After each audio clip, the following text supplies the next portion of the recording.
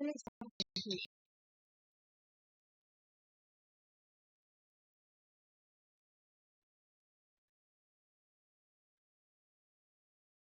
क्या आज का टॉपिक जो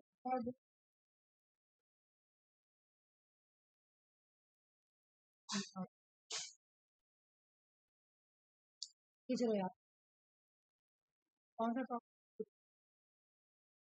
बोल रहे कि scientific factors कौन सा लेकिन क्या हुआ जो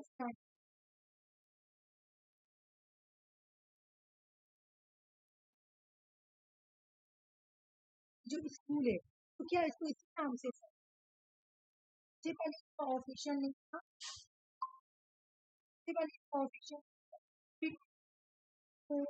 सोशल रिसर्च इस नाम से स्थापित किया गया।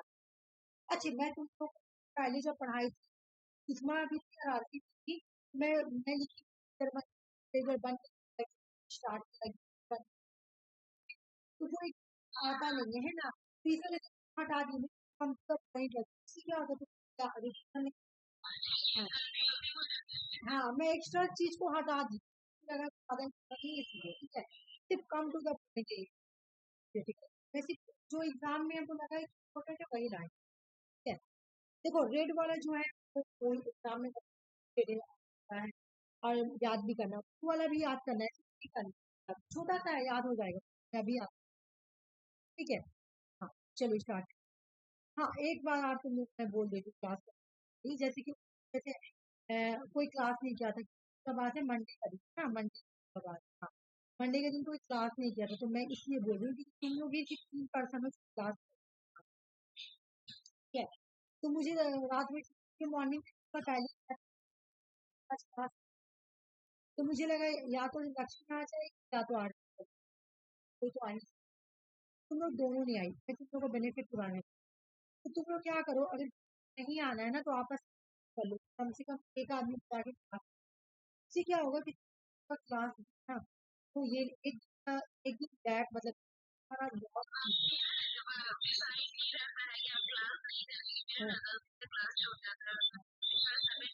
अच्छा तो कोई बात नहीं कोई बात नहीं कोई बात नहीं नहीं नहीं आरती जैसे क्या हुआ था तो पहले ही मैसेज कर दिया हाँ अच्छा हमको पता है तुम्हारा कोई प्रॉब्लम हो तभी कैसा बताया है सुषमा जी से मुझे मैसेज कर दी थी कि मेरा तबीयत खराब है तो मुझे लगा लक्ष्मी या तुम आओगे दोनों में से कोई नहीं आया तो मैं तुम लोग को बेनिफिट के लिए बता रही हूँ तुमने एक बार क्या करो इसी में इसलिए बोली कि मैं करी मैं अपने लिए नहीं बोल रही हूँ इसलिए कि अगर पॉसिबल हो तुमको क्लास कर लोगी तो और सब्जेक्ट तो वही फायदा होगा जितना प्रीवियस क्वेश्चन होगा उतना अच्छा तो होगा स्ट्रांग होगा हाँ अभी अभी ये चला हुआ है ये हाँ हाँ तो क्या हुआ डॉक्टर को दिखाई थी डॉक्टर क्या बोला और सुषमा को भी जो था वो भी तो मुझे यही मैसेज की थी कि मेरा भी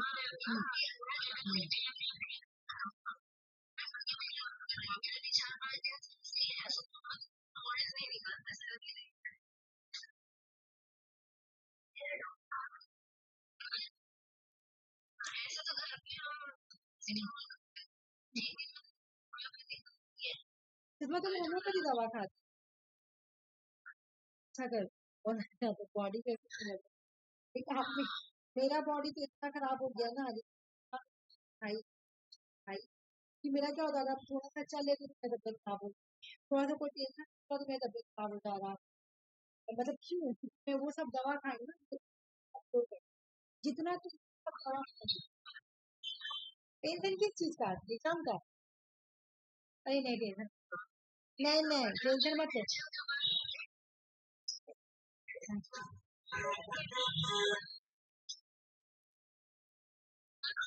अच्छा तुम लोग नहीं नहीं आप इस बार तुमको तुम पूरा देख बोले ना नवंबर में मैं और दिसंबर में मैं देखी बहुत सारा क्वेश्चन मतलब वो सब खुद ही नहीं करवाया अब पहले अब वो सब जाएगा ना बार बार पेपर वन भी कराऊंगी इसके बाद में पेपर वन का कुछ भी करवाऊंगी 2025 का क्वेश्चन सब किसी ने आके सब वो और इंडियन लॉजिक के वो सब लास्ट में बात करवाओ, ठीक है। तो टेंशन नहीं लेने का। मैं इतना अच्छे से क्लास भी करवा रही हूँ, बस फॉलो करना। बाकी तुम्हें क्लास में याद करवा दी, बाकी जो तुम लोग का घर में करो, टेंशन मत। हाँ, टेंशन तो कोई मत लो। मैं बोली ना, टेंशन टेंशन तो मुझे है कि जल्दी जल्दी कंप्लीट आके मुझे रिवीजन भी करवा। अब मेरा भी क्या हो रहा है कि जैसे तबीयत खराब हो जा रहा है तो मतलब कहीं भी अगर चल जा रहे थोड़ा सा काम वगैरह से तो बस तो जरा बॉडी में पेन वगैरह जरा पहले परेशान।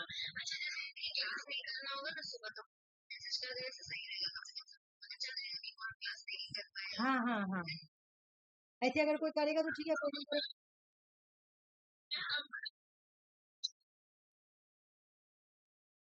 हाँ नहीं नहीं,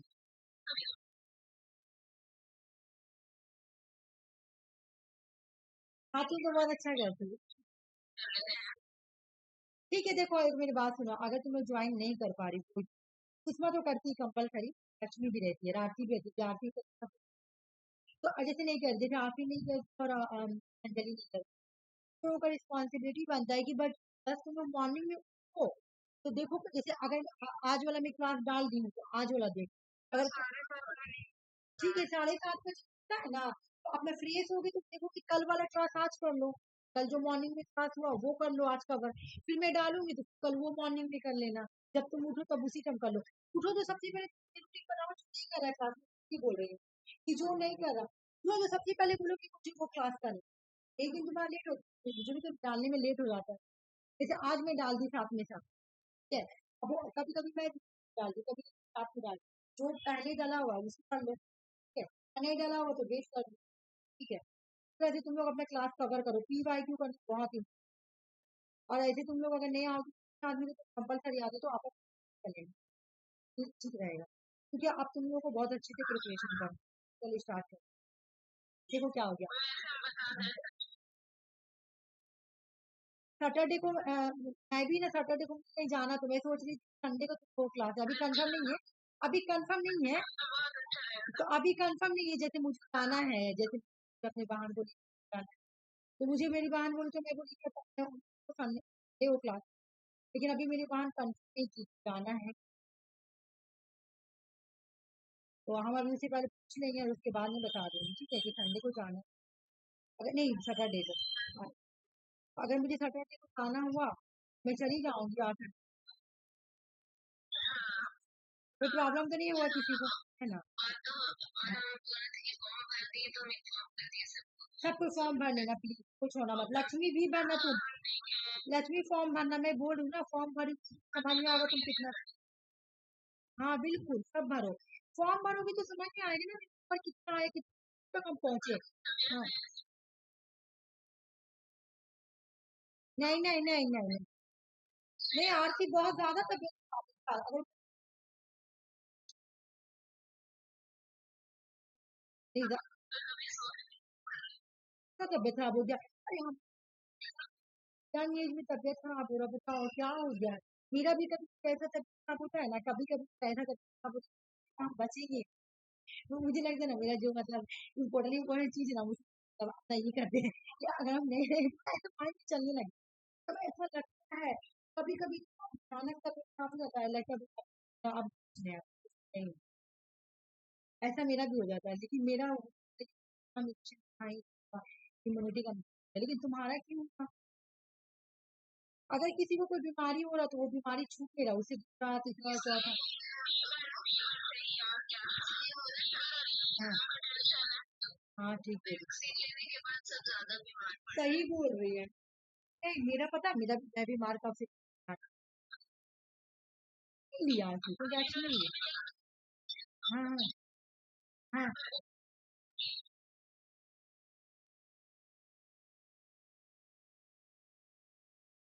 वाह आरती तू पहली आई थी पर्सन हो जो नहीं लिया, सारे लोग लिए। अच्छा हुआ नहीं ली, इतने सारे लोगों को हार्ट अटैक आ रहा पता है, यही तो वजह से।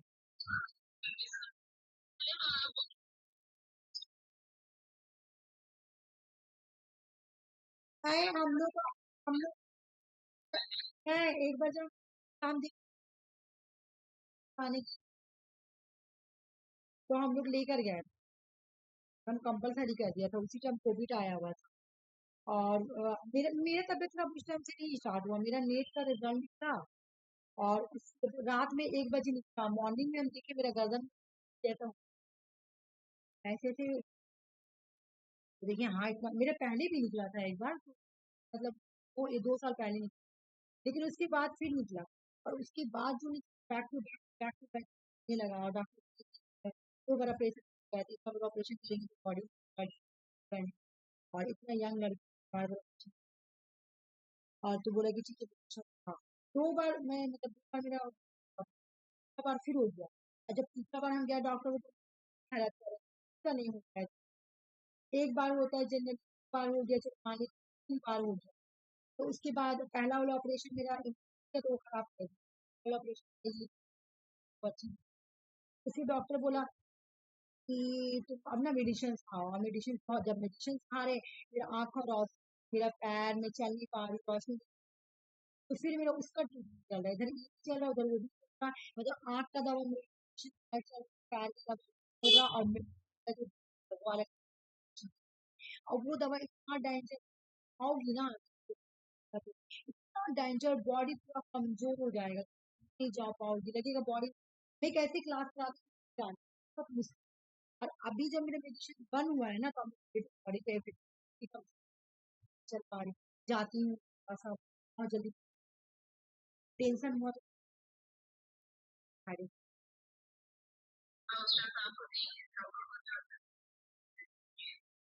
देखिए थी ना मेरा गर्दन मेरा, हाँ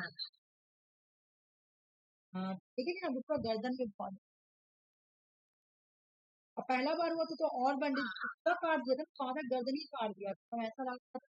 वो पहला बार हुआ था तो मैं 3 महीना तक पूरा झेली थी, क्या है कि 2 महीना मेरा बैंडेज कट, और 1 महीना में फिर बोला कि लाओ हम इसको देंगे, और 1 महीना उसमें रह गया था। तो डॉक्टर को पता नहीं था कर दिया था। इनकी फिंगर मत जाने, साल लड़की हमसे भी छोटी लड़की है, और उसका केस खराब कर दिया। मेरी आपी की बेटी नहीं, तारा, तार के साथ पढ़ती खाना नाम, इसका ऑपरेशन गलत कर दिया है, चिकन मत जाना, वो ऑपरेशन खराब कर दिया। वही तुम सुदीप बनर्जी तो बोल देगा कि ऑपरेशन नहीं होगा, मेरी इंजेक्शन ना सार्जन की, जो वो है बोला कि वो सिर्फ पैसा के लालच में क्या है, पैसा लेने के चक्कर में मेरा ऑपरेशन क्या है, गलत ऑपरेशन। और ऑपरेशन को एक उसका ऑपरेशन करता है सार्जन, और विनोद के पास हमारा सार्जन है, वो करता है सर्जन लगता है।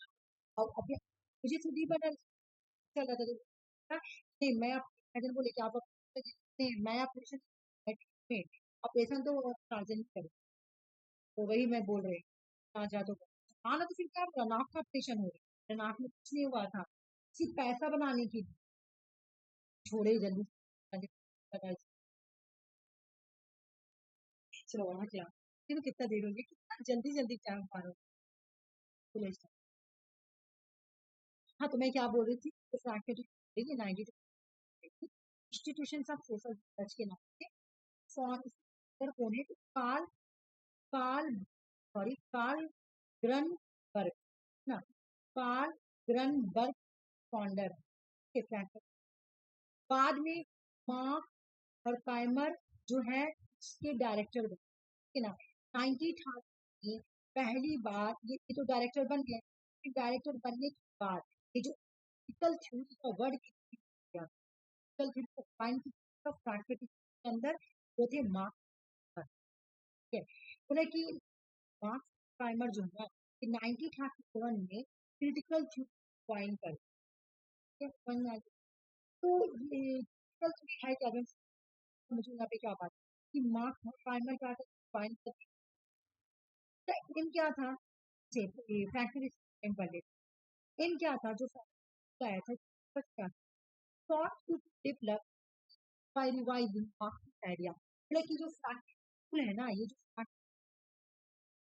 है ना, यहाँ पे क्रिटिकल आया गया, और यहाँ पे बहुत सारे चीज करने के उन्होंने बोला ना कि ये भी पहले की समझ पाई जैसे मार्क्स, इन्होंने क्या किया, मार्क्सिस्ट आइडियाज यहाँ पे लाया, मार्क्सिस्ट आइडियाज को ला के इन्होंने यहाँ पे इसको रिवाइज, और ये जो रिवाइज वाला काम कर रहे हैं पुराना वगैरह, ठीक ना, और ला के यहाँ पे क्या करे, स्टडी करे, फिर उसको पढ़ रहे, जो उसको पढ़ रहे हैं, समझ रहे हैं, राइट कर रहे हैं, उसके नाम पे रखे।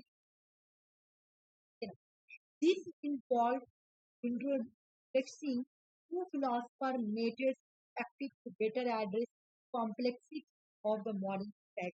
तब वो लोग क्या कर रहे थे, मॉडर्न कॉम्प्लेक्सिटी है उसको एड्रेस है ना, बेटर तरीके से एड्रेस कर मेथड को अच्छे, और फिर इसको न्यू मेथड में इंट्रोड्यूस करते हैं। प्रैक्टिस कौन सी थ्योरी है, क्रिटिकल थ्योरी। वैसे तो पहले देखते थे कि क्या क्या खामी है ना, ऑफिस में क्या क्या तुम्हारा अभी भी थोड़ा क्या क्या उसमें आउटकम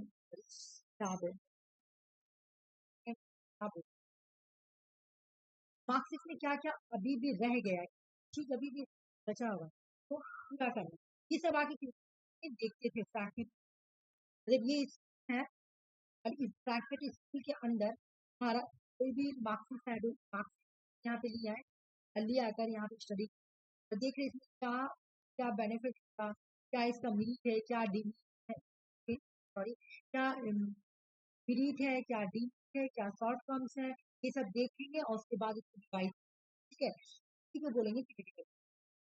क्रिटिकल थ्योरी का एम क्या है, ये वाला याद, एम एट द इंसान का एम है कि इंसान लिबरेशन दे, इंसान को लिबरेट बनाना, लिबरेशन बनाना, लिबरेट, लेकिन ये इंसान जो है ह्यूमन लिबरेट कैसे बने, रीजन से, सेल्फ रिफ्लेक्शन से, इमांसिपेट और इमांसिपेशन के थ्रू, और सोशल ट्रांसफॉर्मेशन, क्रिटिकल पर्पस क्यों स्टडी करें, आपकी आइडियोलॉजी और उसका पर्पस था कि इंसान है, ह्यूमन है, लिबरेशन आ, इसके through reason, self reflection, transformation and social transformation, ठीक है। बोला कि ये जो तुम्हारा क्रिटिकल है ना, ये critical theory as a develop by the, तो कहाँ पे डेवलप किया गया है भाई, अभी हम लोग ये क्या है, ये एक रेडिकल और इंटरडिसिप्लिनरी अप्रोच एनालिसिस, इंटरडिसिप्लिनरी का मतलब समझाई होगा, एक सब्जेक्ट, तीन चार सब्जेक्ट मिलाकर तो एक सब्जेक्ट किया जा रहा है, ये लोग सब चीज को लेकर कंप्लीट कर रहे हैं, जैसे साइकोलॉजी को, सब चीज को लेकर क्या करते हैं, कंप्लीट करके स्टडी, डिफरेंट डिफरेंट सब्जेक्ट लेकर स्टडी, कहाँ पे के थ्रू, और क्या डेवलप करें, ये लोग क्या करें, सब्जेक्ट को लाकर उसको क्रिटिसाइज, फिर देख रहे क्या शॉर्ट फॉर्म है, अभी क्या रह गया, ठीक है, तो इसका काम है रेडिकल, ये लोग क्या करते हैं, ये लोग और जो ट्रेडिशनल मार्क्सिज्म करते हैं, कैसे उठा के लिए आएंगे तो समझेंगे कौन से बात करते करिए, इनका पर्पस है कि इंसान को इमांसिपेशन करना, और इनके अंदर कौन देश को ट्रांसफॉर्मेशन, ये लोग क्या करता है, मार्क्स का एक स्टेटमेंट है, मार्क्स का है, कार्ल मार्क्स, मैं तुम लोग को पढ़ाई हूँ, जब कार्ल मार्क्स पढ़ाई तुम्हें पढ़ाई थी, फॉस्पर ने फॉस्पर ने सिर्फ वर्ल्ड को चेंज किया था, ये वाला मैं पढ़ाई हूँ कि नहीं बताओ, तो याद है ये वाला स्टेटमेंट कि फिलोसफर ने सिर्फ वर्ल्ड को ही चेंज किया था, वे पढ़ाई थी, ये पढ़ाई थी ना कि फिलोसफर ने सिर्फ वर्ल्ड को ही चेंज किया, ठीक है, फिलोसफर ने क्या किया, ओनली वर्ल्ड को ही चेंज किया, मतलब चेंज बोलो या इंटरप्रेट बोलो, तो भी बोलो, फिलोसफर ने सिर्फ क्या किया, एक मिनट, ये वाला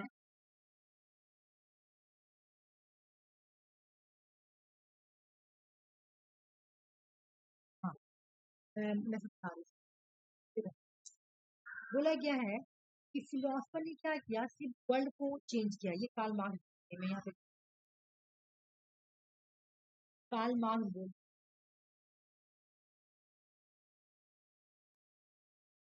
ठीक है। तो जो अच्छा, कार्ल मार्क्स का पहले फेमस बुक पढ़ लो। 11th यहाँ पे भी लिखा 11th इट्स ऑन बर्बाद। ठीक, ये वाला 11th वो लिख दे रही हूँ, फिर समझ में आना चाहिए एग्जाम में अगर वो दोनों तरह से। 11th इज ऑन बर्बाद। ये किसका है? ये शुगर बक्स। हाँ, 11th शुगर बक्स के ऊपर लिखा गया था, हाई कार्ल शुगर बक्स। शुगर बक्स में इन्होंने बोला कि फिलोसफर ने सीखा। हाँ, फिलोसफर ने तो सिर्फ वर्ल्ड को चेंज किया है ना, फिलोसफर। हाँ हाँ, मैं लिख द फिलोसफर, भी मैं बता रही the philosophers have only interpret interpret the world. ठीक है, इंटरप्रेट द वर्ल्ड, ये लोग बोल रहे हैं। ठीक है, ये कार्ल मार्क्स ने बोला। अब ये लोग क्या करते हैं, इस वर्ड को उठा के ले आते हैं कहाँ पर, क्रिटिकल। अब ये लोग क्रिटिकल थ्योरी बोलते हैं not just about the word, सिर्फ वर्ड को इंटरप्रेट करना। ठीक है, सिर्फ आप बोल रहे वर्ड को इंटरप्रेट करो, सिर्फ वर्ड को समझ नहीं है, बल्कि चेंजिंग करना। ठीक है, ये इन्होंने बोला। अब चेंजिंग करके क्या लाना है? इमांसिपेशन। सोशल क्रिटिक्स करके इमांसिपेशन लाना। सोसाइटी में जो गलत चीज सोसाइटी में जो गलत चीज बोला, ये बोला ना कि फिलोसफर ने सिर्फ वर्ड को क्या किया, इंटरप्रेट किया है। तो यहाँ पे तुम्हारा जो ये क्या नाम है, जो क्रिटिकल की वाली करे, ये लोग बोले कि भाई उसको चेंज भी करना है, ठीक है ना। उसको चेंज करना, और चेंज करके क्या करना है, सोसाइटी में एमांसिपेशन लाना। ठीक है, इसको क्रिटिक्स करके, सोशल क्रिटिक्स करके सोसाइटी में क्या होता है, रिच एंड पुअर का गैप होता है, डिस्क्राइमिनेशन होता है। इन सबको हटाकर आपको humanity arise from the marks to but reject it। बोला कि ये जरूर, ये तो बिल्कुल ये क्रिटिकल थ्योरी का जो मार्क्सिज्म से ही उठाइए, बात तो सही है।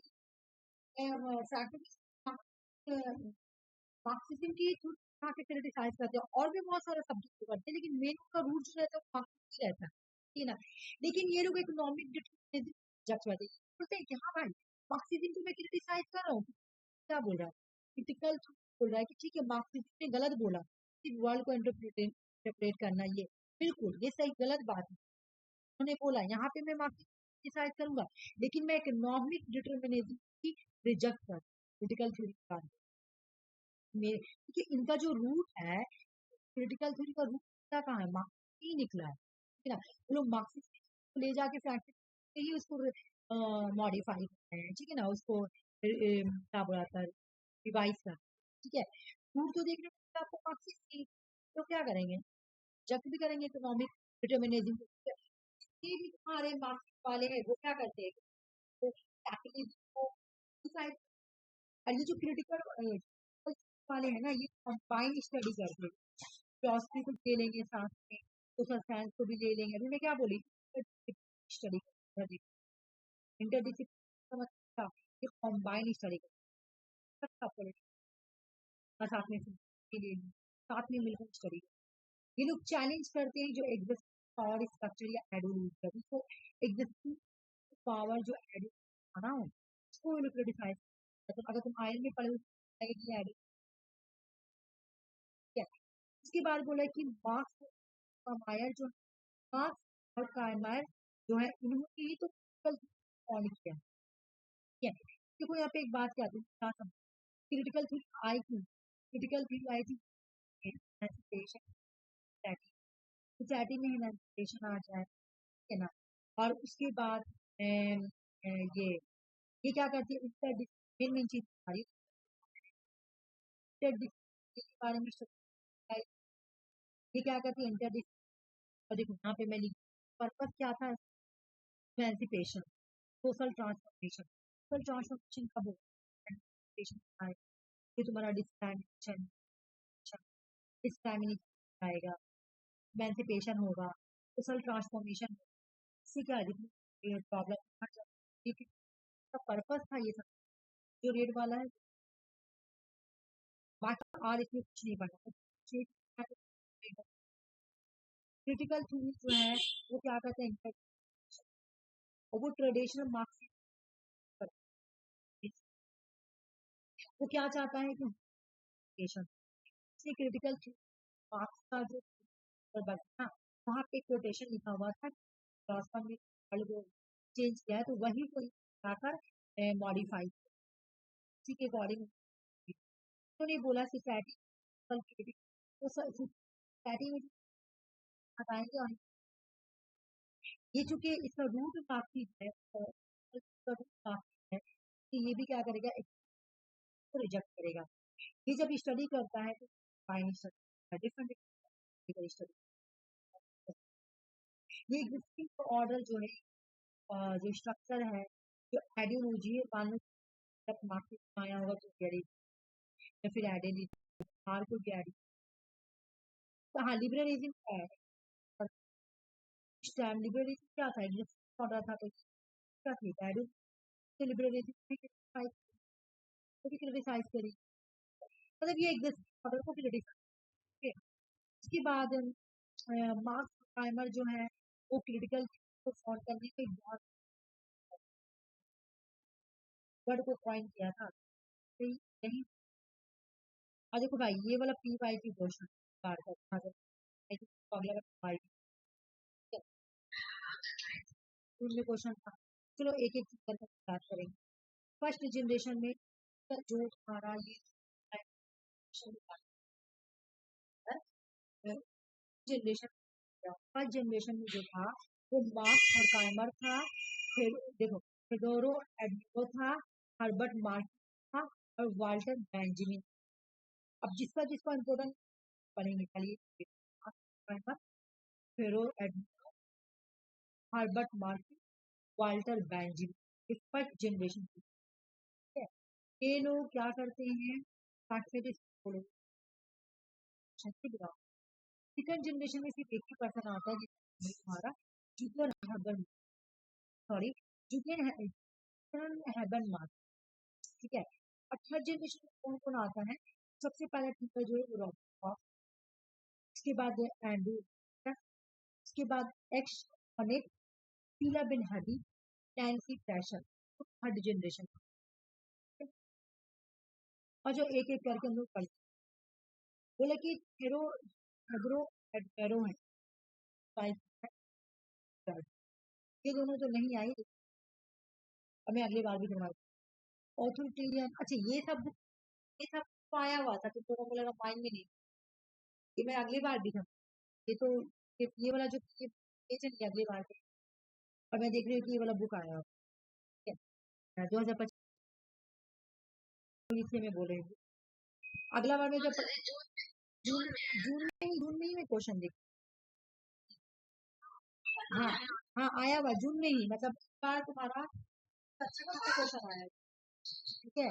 एक तो तुम्हारा उससे आया और एक ये भी आया, ठीक।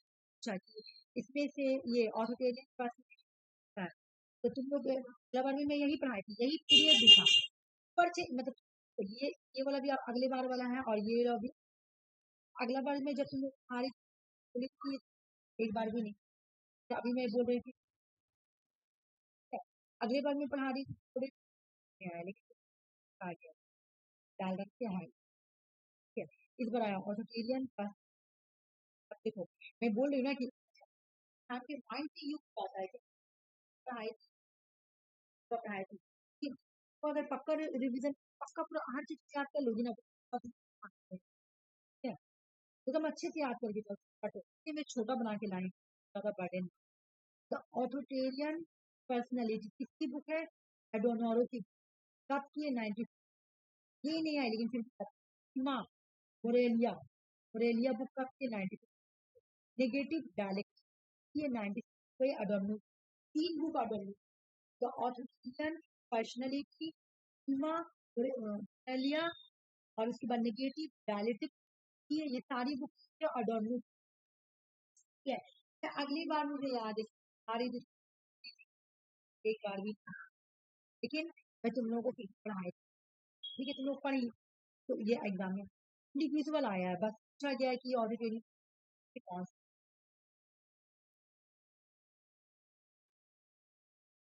Critics of the culture and industry, इसको क्रिटिसाइज, आई डोंट नो कब क्या है, आई डोंट, ये क्रिटिसाइज कर कल्चर इंडस्ट्री, ये एस्थेटिक और कल्चर से जुड़े हुए, ये क्या आया हुआ पहले एग्जाम, एस्थेटिक और कल्चर से ये जुड़े हुए, और ये कल्चर इंडस्ट्री करते हैं। आई don't no along with the fire or analyze mass produce culture manipulate society, मतलब जो कल्चर, जो बड़े वाले जो कल्चर करने वाले होते हैं ना, वो society turning art and culture attending, ये लोग क्या करते हैं, आर्ट कल्चर में भी, आर्ट कल्चर, अब आर्ट कल्चर का मतलब क्या, अगर तुम्हारे अंदर कोई, जैसे मैं टीचर हूँ, ठीक है, अभी तो मैं तो उतना फेमस टीचर नहीं हूँ, मान लो टीचर बहुत फेमस टीचर बन जा रही हूँ, ठीक है, मेरे अंदर क्या है, मेरे अंदर यानी मेरे अंदर कोई आर्ट, मेरे पढ़ाई का अच्छा है, ठीक है, अब मेरी, मैं अपनी जैसे चाहूँ स्टूडेंट, अगर मैं अच्छे से बताएगा, मैम तो बहुत अच्छा सिखा रही है, मैम बहुत अच्छी है ना, उसके अंदर तो जो बोलेंगे बात, मैं अपने स्टूडेंट क्या करूँ, यहाँ पे वही बात बोल रहा है कि ये सोसाइटी में क्या होता है कि जो कल्चर को बोलता है ना, कि जैसे बड़े बड़े क्या है, रेडी रेडी बड़े बड़े सेलिब्रिटी लोग चलो बोलते हैं, वो ज्यादा मानते हैं ज्यादा, क्योंकि इसके मानते सेलिब्रिटी है, कल्चर की बिलोंग करे, आर्ट से belong करे, है ना, इससे ज्यादा बात मानते हैं। यहाँ पे advance की बात, ये जो कल्चर इंडस्ट्री है ना, यही सोसाइटी को मैनिपुलेट करती है, और यही रिलीजन का गैप लाता है, यही मेन है सोसाइटी में डिस्ट्रॉय, ये क्या करती है, कंट्रोल, अभी तो अगर, एक मिनट रुक जाओ, मैं उतनी देर से बोल रही हूँ, रिकॉर्डिंग नहीं हो रहा था, हाँ, तो मैं यहाँ पे क्या बोलना चाह रही थी कि रिकॉर्डिंग हो रहा ना, हाँ ठीक है, मैं क्या बोलना चाह रही थी कि जो अडर्नो है, उन्होंने बोला कि जो कल्चर इंडस्ट्री है ना, उसने क्या किया है, सोसाइटी को कंट्रोल कर लिया है अपने कल्चर्स के थ्रू, अपने आर्ट्स के थ्रू, ठीक है, तो ये बिल्कुल ये अच्छी चीज नहीं है, तो ये कल्चर को क्रिटिसाइज करते हैं, तो एस्थेटिक्स और कल्चर से जुड़े हुए हैं, ठीक है, और फिर जो तुम्हारा छूट गया उसको कवर कर लेना, कवर कैसे करेगी पता नहीं, रिकॉर्डिंग हुआ कि नहीं, क्योंकि नहीं मुझे एक बार फिर से करना पड़ेगा, अच्छा मैं रिवीजन करा दूंगी, क्या हुआ कि मैं ना यहाँ से ऑफ कर दी थी, रिकॉर्डिंग हुआ भी कि नहीं पता नहीं, चलो अब देखो हम लोग पहले क्या पढ़े, देखो यहाँ पर पहला जो जनरेशन में आएगा, फर्स्ट जनरेशन में मार्क्स और काइमर और थेड्रो एडनोरो, तो ये तो हम लोग पढ़ लिए एडनोरो, अब हम लोग पढ़ेंगे तुम्हारा हर्बर्ट हर्बर्ट मार्क्यूस, और ये एग्जाम में बहुत बार क्वेश्चन आया हुआ, बहुत बार, सुषमा और अंजलि आरसी क्वेश्चन सॉल्व की होगी, वन डायमेंशन मैन किसने दिया, इतना बार एग्जाम में आया हुआ है ना कि मैं क्या बोलूं, बहुत बार आया वन डायमेंशन मैन, बस एग्जाम में ही आता है वन डायमेंशनल किसने दिया, यही रखना है, हर्बर्ट मार्क्यूस ने दिया, मार्क्यूज ने दिया, अच्छे, इरोज एंड सिविलाइजेशन 1955, इसको किसने दिया, तो यही दिया, हर्बर्ट मार्क्यूस ने दिया, ठीक है, किसने दिया, हर्बर्ट मार्क्यूस ने दिया, ठीक है, बस तुम लोग को यहाँ पे दो चीज याद करना है, क्या याद करना है कि हर्बर्ट मार्क्यूस ने क्या दिया, इरोज इरोज एंड सिविलाइजेशन इनकी बुक है 1955 की, वन डायमेंशन मैन 1964 की बुक है, ये इनका कॉन्सेप्ट भी है, ये इनका बुक, अभी मैं बताऊंगी इसका मतलब क्या है, तो मैं यहाँ पे तुम लोगों को साफ साफ पढ़ा रही हूँ, पहले यहाँ पे एक बार अच्छे से देख लो कि जो क्रिटिकल स्कूल है, जो फ्रैंकफर्ट स्कूल है, इनको क्या किया गया, जनरेशन में बांटा गया, फर्स्ट जनरेशन में आएगी मार्क्स और काइमर, सेकंड जनरेशन में आएगी थेदोरो एडनेरो, और सॉरी फर्स्ट ही में आएगी, सॉरी फर्स्ट में ही आएगी, थेदोरो एडनेरो, हर्बर्ट मार्कस वाल्टर बेंजामिन, ये जो 4 पर्सन है ये लोग आएंगे फर्स्ट जनरेशन में, ठीक है ना। तो इन्होंने क्या दिया, इन्होंने क्रिटिकल थ्योरी को फाउंड किया। इन्होंने क्या किया है, क्रिटिकल थ्योरी को फाउंड किया है। एडनेरो को बताओ क्या क्या है, एडनोरो ने बुक लिखा है ना। एडनेरो का क्या है कि इन्होंने बुक लिखा है, कौन कौन सा बुक लिखा है, ऑथोटेरियन पर्सनैलिटी, मिनिमा मोरेलिया और नेगेटिव डायलेक्टिकल, ये किसका बुक है, एडनोरो का है। और इनका कॉन्सेप्ट क्या है कि ये क्या करते हैं, कल्चर इंडस्ट्रीज को क्रिटिसाइज करते हैं और एस्थेटिक्स और कल्चर से जुड़े हुए हैं, ठीक है। उसके बाद आ जाओ हर्बर्ट मार्कस। हर्बर्ट मार्कस क्या बोलते हैं, हर्बर्ट मार्कस जो है इन्होंने दिया वन डायमेंशन का कॉन्सेप्ट और इरोज एंड सिविलाइजेशन 1955 में, बुक बोलो कॉन्सेप्ट बोलो जो भी बोलो, इन्होंने बुक लिखा था, बुक में ही इन्होंने बताया कि वन डायमेंशन का मतलब क्या है, ठीक है। तो ये दो को तुम लोगों को रटना है, देखो छोटा है ज्यादा बड़ा नहीं है, बस ये बाकी समझ लो यहाँ पे क्या बोल रहा हूँ, आज मैं समझा दे रही हूँ। मार्क्यूस क्रिटिक्स था how consumerism and technological rationality lead to the one-dimensional thinking of individual. He argued that the advanced industry society, मुझे बताना ये किससे मैच खा रहा, suppressed individuality and critical thinking, creating conformity and hindering true freedom. ये क्या बोल रहा है मैं बता रही हूँ, जो यहाँ पे मैं लिख रही हूँ, तो तुम लोग बताना तो किसी में, रूसो से मैच, वेरी गुड, बहुत अच्छा, रूसो से मैच खा रहा है। ये क्या बोल रहा है सुनो, ये बोला है कि जब एक इंडिविजुअल अंदर, समझना, जब एक इंडिविजुअल के अंदर रैशनैलिटी आई, ठीक है, रैशनैलिटी आई, ठीक है, जब इंडस्ट्री आया, ठीक है, जब इंडस्ट्री आया, एडवांस जमाना आ गया, लोगों के अंदर क्रिटिकल थिंकिंग आ गया, लोगों के अंदर क्या आया, क्रिटिकल थिंकिंग आया, ठीक है। लोगों के अंदर जब क्रिटिकल थिंकिंग आया, इंडस्ट्री आया, लोग क्या हो गए, एडवांस बने।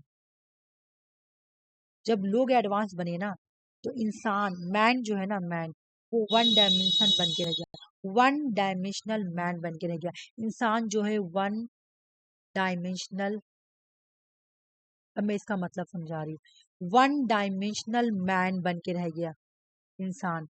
मतलब ये मॉडर्नाइजेशन को क्रिटिसाइज कर रहे हैं, देखो क्या बोल रहे हैं, consumerism, technological rationality, thinking, industry, इन सब आने की वजह से इंडिविजुअल जो है ना वो सप्रेस हो गया, इंडिविजुअलिटी क्या हो जाता है तुम्हारा, वन डायमेंशनल मैन हो गया इंसान। पहले का इंसान कलेक्टिव था, साथ में फैमिली के साथ रहता था, ठीक है। अब का इंसान अलग अकेला रहता है। हम लोग में अभी तक ये कल्चर नहीं आया, हम लोग अभी बहुत बैकवर्ड हैं। लेकिन अभी तुम देखो कि जो बड़े बड़े, बहुत बड़े बड़े घर के जो बच्चे लोग होते हैं, मम्मी पापा से अलग रहते हैं, ठीक है, अलग अलग इंडिविजुअल। तुम देखी होगी पाकिस्तान में एक लड़की का दिखाया था कि उसका लाश आया था 9 महीना के बाद, मतलब वो क्या होता है, फ्लाइट, क्या नाम था उसका, देखो नाम, जिस दिन मैं तुम लोगों को बताई थी स्टोरी कि क्या हुआ था, वो एक एक्ट्रेस थी। तो मैं बोली थी कि वो अपने घर वर छोड़ के आके एक फ्लैट में रहती थी, और 9 महीना पहले उसका मौत हो गया था। जब 9 मंथ के बाद जब तुम्हारा मकान मालिक गया कि अब हमको जो भाड़ा लेना, फ्लैट में रहती थी, जब वो गया तो वो देखा कि वो जो लड़की है उसके पूरा बदन में बोलना नहीं चाहिए, बहुत बात है, बहुत बुरी कंडीशन में थी बेचारी, ठीक है। तो कहने का मतलब है कि ये इंसान का ये हुआ कि ये मॉडर्नाइजेशन और मतलब इनके अकॉर्डिंग मैं बता रही हूँ, ऐसा कोई गलत बात नहीं बता रही होली, कि ये जैसे बता रही कि इंसान अब अकेला रहना पसंद कर दिया। तो वो जो लड़की अपने घर बार छोड़ के आके अकेला रह रही थी, उसका भाई भी था, 2 भाई बहन सब कुछ पूरा फैमिली भरा पड़ा था, लेकिन फिर भी वो अकेला आके रह रही थी। तो इंसान को क्या कर दिया मॉडर्नाइजेशन, एडवांस जमाना ने इंसान को वन डायमेंशनल मैन बना दिया, क्योंकि इंसान अकेला रहना पसंद करता है, ठीक है।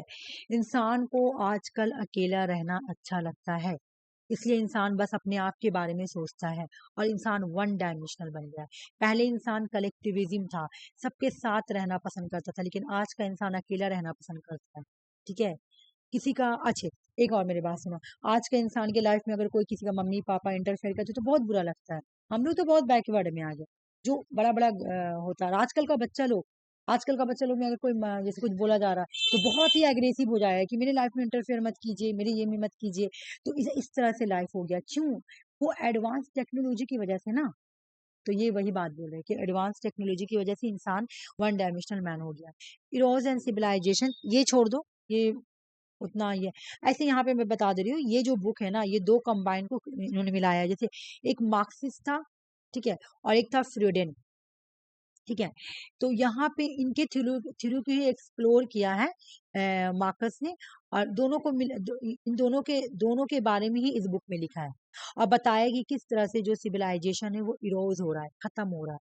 ठीक है, बाकी ये इतना याद करने की जरूरत नहीं, क्योंकि मैं सोच रही हूँ कि तुम लोगों को छोटा से छोटा बर्डन हो। ठीक है, क्योंकि अभी मैं तुमसे पूछूंगी भी। अच्छा, ये इनका, हाँ, हर्बर्ट मार्कस जो है ये क्रिटिसाइज करते हैं मॉडर्न कंज्यूमर सोसाइटी को और ऑथोरिटेरिज्म रिजीम्स को। ठीक है, मॉडर्न सोसाइटी को तो क्रिटिसाइज करते हैं। अभी मैं पढ़ाई हूँ, सेकंड जनरेशन आ गया। सेकंड जनरेशन में जुगर हैबरमास जो है, ठीक है, जुगर हैबरमास थे। इन्होंने ये क्वेश्चन तुम लोग देखी होगी, इतने बार आया जिसका कोई ठिकाना नहीं। Theory of communicative action, theory of communicative action किसने दिया है? जुगर हैबरमास ने दिया है। ठीक है, एक बार समझ लेते हैं क्या, बाकी इसको तुमको रट लेना है। थ्योरी ऑफ कम्युनिकेटिव एक्शन किसका है? जुगर हैबरमास। ठीक है, आ जाओ, ये क्या बोला? हैबरमास आर्ग्यू करते हैं कि rationality and truth are establish through communicative process. या ये क्या बोल रहे हैं मैं बता रही हूँ।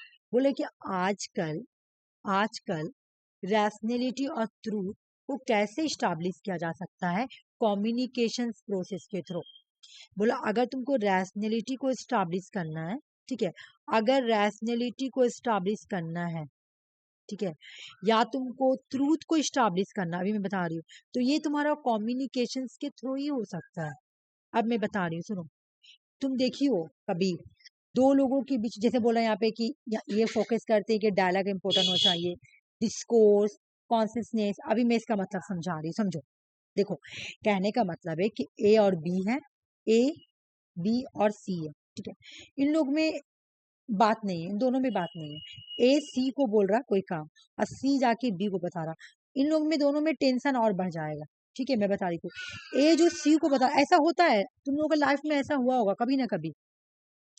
ये इसको तो कुछ और बोल रहा और सी जो इसको जाके कुछ और बोल रहा। ठीक है, तो लो भाई, लड़ा हस्बैंड वाइफ में ऐसा हमेशा होता है, मैं बता रही हूँ।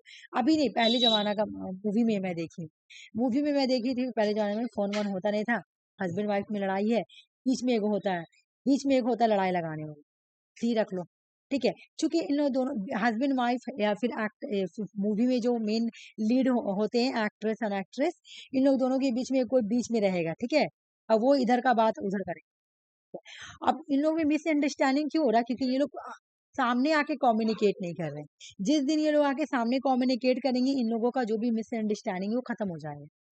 और जनरली हस्बैंड वाइफ में भी अगर ऐसा लड़ाई होता है और बीच में अगर कोई बिचवान होता है, तो वो नहीं सोचता है कि है ना, इन लोग दोनों में फिर से बात हो, तो वो क्या करेगा, और बात बढ़ा चढ़ा के इसको बोलेगा, और बात बढ़ा चढ़ा के इसको बोलेगा। तो सबसे अच्छा बात है कि आप लोग आपस में कम्युनिकेशन करिए, तो जो ट्रूथ है ना वो सामने आ जाएगा।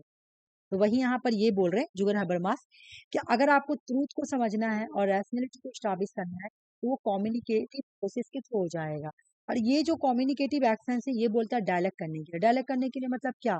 कि आपस में बैठकर डिस्कस करना कोई बात को लेकर, तभी कोई का प्रॉब्लम सोल्यूशन निकल सकता है। ठीक है ना, डिस्कोर्स करो।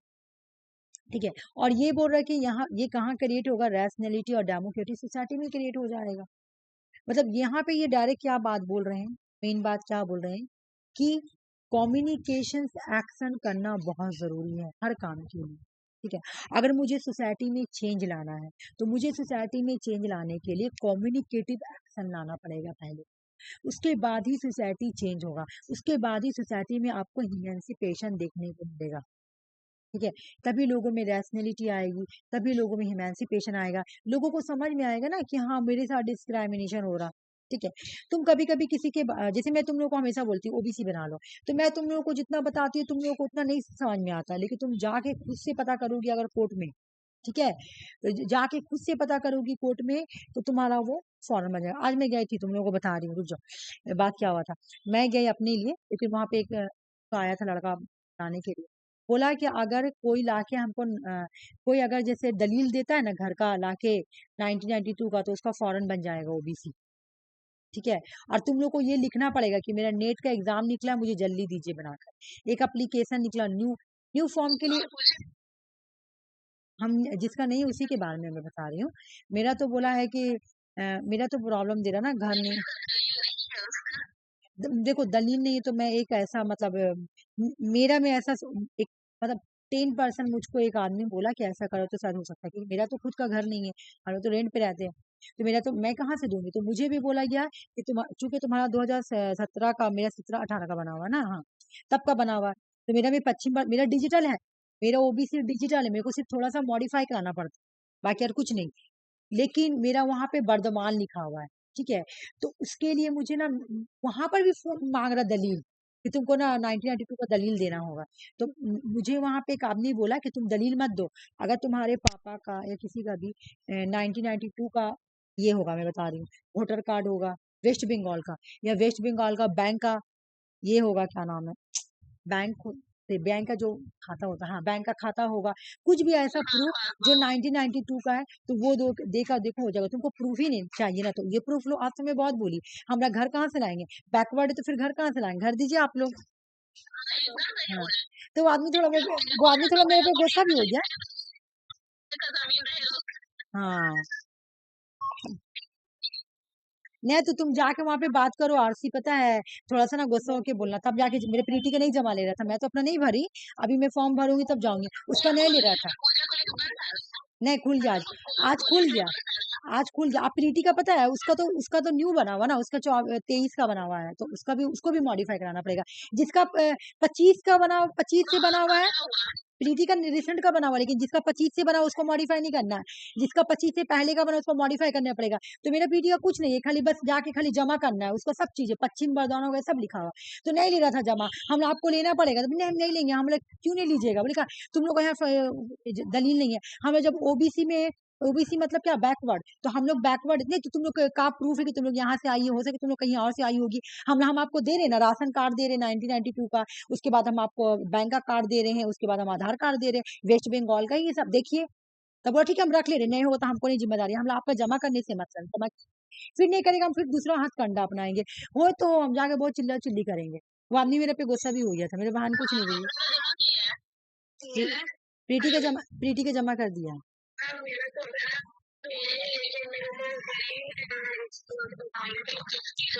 अरे जाके बात करो ना वहाँ वहाँ। अच्छा नहीं, तुम लोग वहाँ का दलाल से बात करो जाके, लेकिन पैसा वैसा देना मत, खाली बात करो कि तरीका। मैं भी वहां से खाली बोली बनवाऊंगी, हमारे खाली आप पहले तरीका बता दो। मेरा भी फॉर्म भरना पड़े, मेरा फॉर्म ही नहीं भरा रहा था ना, मेरा फॉर्म में आ जा रहा था कि नहीं, तब मुझे वहां आज मैं पूछने गई थी कि मैं क्या करूं, तब वो लोग बोला पता है क्या, प्रीति का हो गया मेरा नहीं हुआ, तब वो लोग बोला कि तुम न्यू फॉर्म करके भरो और वही हो जाएगा, खाली न्यू फॉर्म करके भरो। मेरा भी बोला कि हो जाएगा, मेरा भी बोला है कि हो जाएगा, नहीं हो रहा था, बोला कि नहीं मैं दलील ही लूंगा। हम बोला आप क्या, तो जिसका नहीं बना अप्लाई करो बन जाएगा, जिसका नहीं बना वो अप्लाई करो बन जाएगा, फौरन बन जाएगा। मेरे आप ही का बेटी लोग का बन गया है।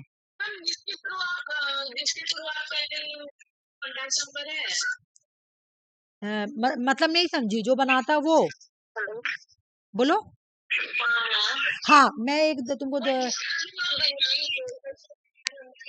जिससे मैं बनवाई उसका कांटेक्ट नंबर देखो, मेरा तो बहुत पहले का बना हुआ है, लेकिन एक आदमी है जो, नहीं सुनो, एक आदमी है, अभी मेरे पापा मेरे को मुझे बताए कि वहां पे एक आदमी रहता है जो कि बनाता है, तुम लोग खाली उसे पूछना, ये मत बोलना कि हम आपको ऐसे, वो ज्यादा पैसा नहीं लेता, वहां तो वहीं पे काम करता है, ठीक है। तुम लोग को नंबर हम देंगे अपने पापा से लेके, मेरे अब्बी गए थे ना उस दिन, तो वो उसका नंबर लेकर आए वो आदमी का, ठीक है। तो उससे तुम लोग पूछना कि ओबीसी कैसे बनेगा, क्या बनेगा, कितना पैसा लगेगा, खाली तरीका पूछना, तरीका पूछ के रख लेना, खुद से बन जाएगा ओबीसी, कोई पैसा वैसा नहीं लगता है। मेरी आप ही खुद से बनाई दौड़, मेरी आप ही खुद से बनाई, 1 रुपया भी नहीं दी, जो लगा उसका ससुर का मतलब डेट। तो तुम जाके मेरे को भी तो बोला कि दलील लगेगा, लेकिन हम उसका तोड़ निकाले ना, वो बोला कि नहीं दलील लगेगा, तो हम वहाँ के एक आदमी से मिले, तो हम बोले आप बताइए कोई तोड़ होगा, तो आदमी बोला कि देखो एक तोड़ यही है कि तुम अपना पापा का आधार कार्ड ही नहीं, सॉरी आधार कार्ड तो उस टाइम बना नहीं था, ये क्या नाम, राशन कार्ड 1992 का, voter ID card, ration card और बैंक का अगर है तो वो दे दो 1992 का, हम दे दिए। बोले इतना दे के देखो हो जाएगा, तो तुम भी जाके, तो तुम लोग देखो, पहले जाओगी देखोगी तब तो पता चलेगा, ऐसे ना वहां पे एक बार जाके पता करो सब। हम जाएंगे, अभी हम जाएंगे, कौन दिन, मंडे तक जाएंगे। जाना पहले इन्फॉर्म कीजिएगा हमको। अच्छा ठीक है, तो चलोगी, हम तुम्हारे साथ चल जाएंगे, ऐसे भी मेरे साथ कोई जाने वाला है नहीं, क्योंकि मेरी बहन का हो गया ना, तो मुझे अकेला ही जाना पड़ता। चलोगी तो हाँ चलना, चले जाएंगे साथ में, ठीक है। जाना पहले इन्फॉर्म कीजिएगा। ठीक है ठीक है, हम बता देंगे, ठीक है। और वो आदमी का नंबर हम अपने पापा से लेके तुम लोग को सेंड कर देंगे, एक बार बात भी कर लेंगे, ठीक है। चलो स्टार्ट करते हैं। ये थ्योरी समझ में आ गया। आ जाओ थर्ड जनरेशन, ठीक है। थर्ड जनरेशन थ्योरीज क्या है, बोला कि रॉबर्ट रॉबर्ट डब्ल्यू कॉक्स, ये जो है ना इंटरनेशनल रिलेशन का एक बहुत ही क्यू कंट्रीब्यूशन है, मतलब ये बहुत ही इंपॉर्टेंट है। की कंट्रीब्यूशन का मतलब होता है बहुत ही इंपॉर्टेंट है ये। आयर में क्रिटिकल थ्योरी में सबसे ज्यादा आयर इंटरनेशनल रिलेशन से रॉबर्ट कॉक्स बहुत ही इंपॉर्टेंट रोल प्ले किए हैं, ठीक है। ये क्या बोलते हैं, आ जाओ। रॉबर्ट कॉक वाज, अच्छा इससे भी क्वेश्चन आया हुआ। Robert Cox was a Canadian international political scholar renowned for his critical approach to IR theory. IR में हम लोग इनको पहचानते हैं, आयर में इनको इनके क्रिटिकल थ्योरी के लिए, इनके क्रिटिकल अप्रोच के लिए हम लोग इनको पहचानते हैं, ठीक है ना। ये ग्रामसी से बहुत ज्यादा इन्फ्लुएंस थे। He was deeply inspired by the Antonio Gramsci के आइडिया। रॉबर्ट कॉक्स जो थे ना, कॉक्स वो किससे इंस्पायर थे, ग्रामसी से। और इन्होंने डेवलपमेंट किया Gramscian theory of international relations. PYQ question है ये वाला, जितना यहाँ पे हाईलाइट किया हुआ सारा ही पीवाईक्यू क्वेश्चन है, ठीक है। बोला कि इससे क्वेश्चन ज्यादा आता है एग्जाम में। ग्रामसी किससे इंस्पायर था, एंटोनियो ग्रामसी से, ठीक है। और एंटोनियो ग्रामसी से इतना इंस्पायर हुआ कि इसने क्या किया है, एक कॉन्सेप्ट को ही डेवलप कर दिया, जिसका नाम था ग्रामशियन थ्योरी ऑफ इंटरनेशनल रिलेशन। इन्होंने बोला imperialism sustained by the consent. बोला इम्पीरियलिज्म तभी सस्टेन रह जा सकता है कंसेंट के थ्रू। अगर जैसे ग्रामसी भी यही बात बोलते थे ना, ग्रामसी क्या बोलते हैं कि अगर तुमको अपने सोसाइटी में, कैपिटलिज्म क्या करता है, कैपिटलिज्म सोसाइटी में अपने रूल्स, अपने जो उनकी जो आइडियोलॉजी है, उनकी कैपिटलिज्म अपने आइडियोलॉजी को मेंटेन करने के लिए किसका सहारा लेता है, तुम्हारा कल्चरल का सहारा लेता है, सिविल सोसाइटी का सहारा लेता है ना। क्यों, जो सिविल सोसाइटी या कल्चर रहते हैं वो लोगों को माइंड को क्या करते हैं, मैनिपुलेट करते हैं कि आप इस आइडियोलॉजी को मानिए, आप ये कीजिए, आप वो कीजिए, है ना। तो लोग उसको ज्यादा मानेंगे। मैं ये स्टोरी भी पढ़ाई कि ग्रामसी क्या बोलता है कि लोग दो तरीके से बात मानते हैं, एक तो हार्ड पावर होता है, एक तो सॉफ्ट पावर होता है। तो हार्ड पावर से तो लोग ज्यादा बात नहीं मानते हैं, लेकिन सॉफ्ट पावर से लोग ज्यादा मान लेते हैं, ठीक है। ग्रामसी ये बात बोल कर गए हैं। तो इसी तरह कैपिटलिज्म ने भी क्या किया था, सॉफ्ट पावर को यूज किया था लोगों से अपनी बात को मनवाने के लिए। तो यहाँ पे चूंकि ये ग्रामसी से इन्फ्लुएंस थे, तो इन्होंने भी एक बात बोला कि इम्पीरियलिज्म तभी सस्टेन रह सकती है जब कंसेंट हो लोगों का, ठीक है। तो ये एक बात हाईलाइटिंग करते हैं कि हेजोमेनी कल्चर जो है ना, रोल ऑफ आइडियोलॉजी और कल्चरल हेजोमेनी, ये बहुत इंपॉर्टेंट रोल प्ले करेगी आपके इम्पीरियलिज्म को सस्टेन रखने के लिए।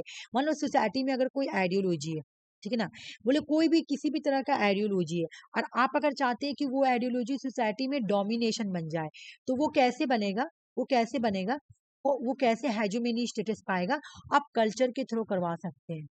कल्चर कैसे, कल्चर में कौन आ गया, मान लो टीचर, है ना, कल्चर हो गया, आर्ट्स, आर्ट्स मतलब कोई कोई पर्सन कोई चीज में स्किल रखता है ना, कोई आर्ट्स में बहुत माहिर है, कोई राइटर, ठीक है, जिसको तुम लोग किसी ना किसी को फॉलो करती होगी, कोई ना कोई किसी ना किसी का इंस्पायरेशन होता ही है। हर पर्सन का कोई ना कोई इंस्पायरेशन होता है, हर पर्सन के दिल में एक रहता है कि मैं उसका जैसा बनूं।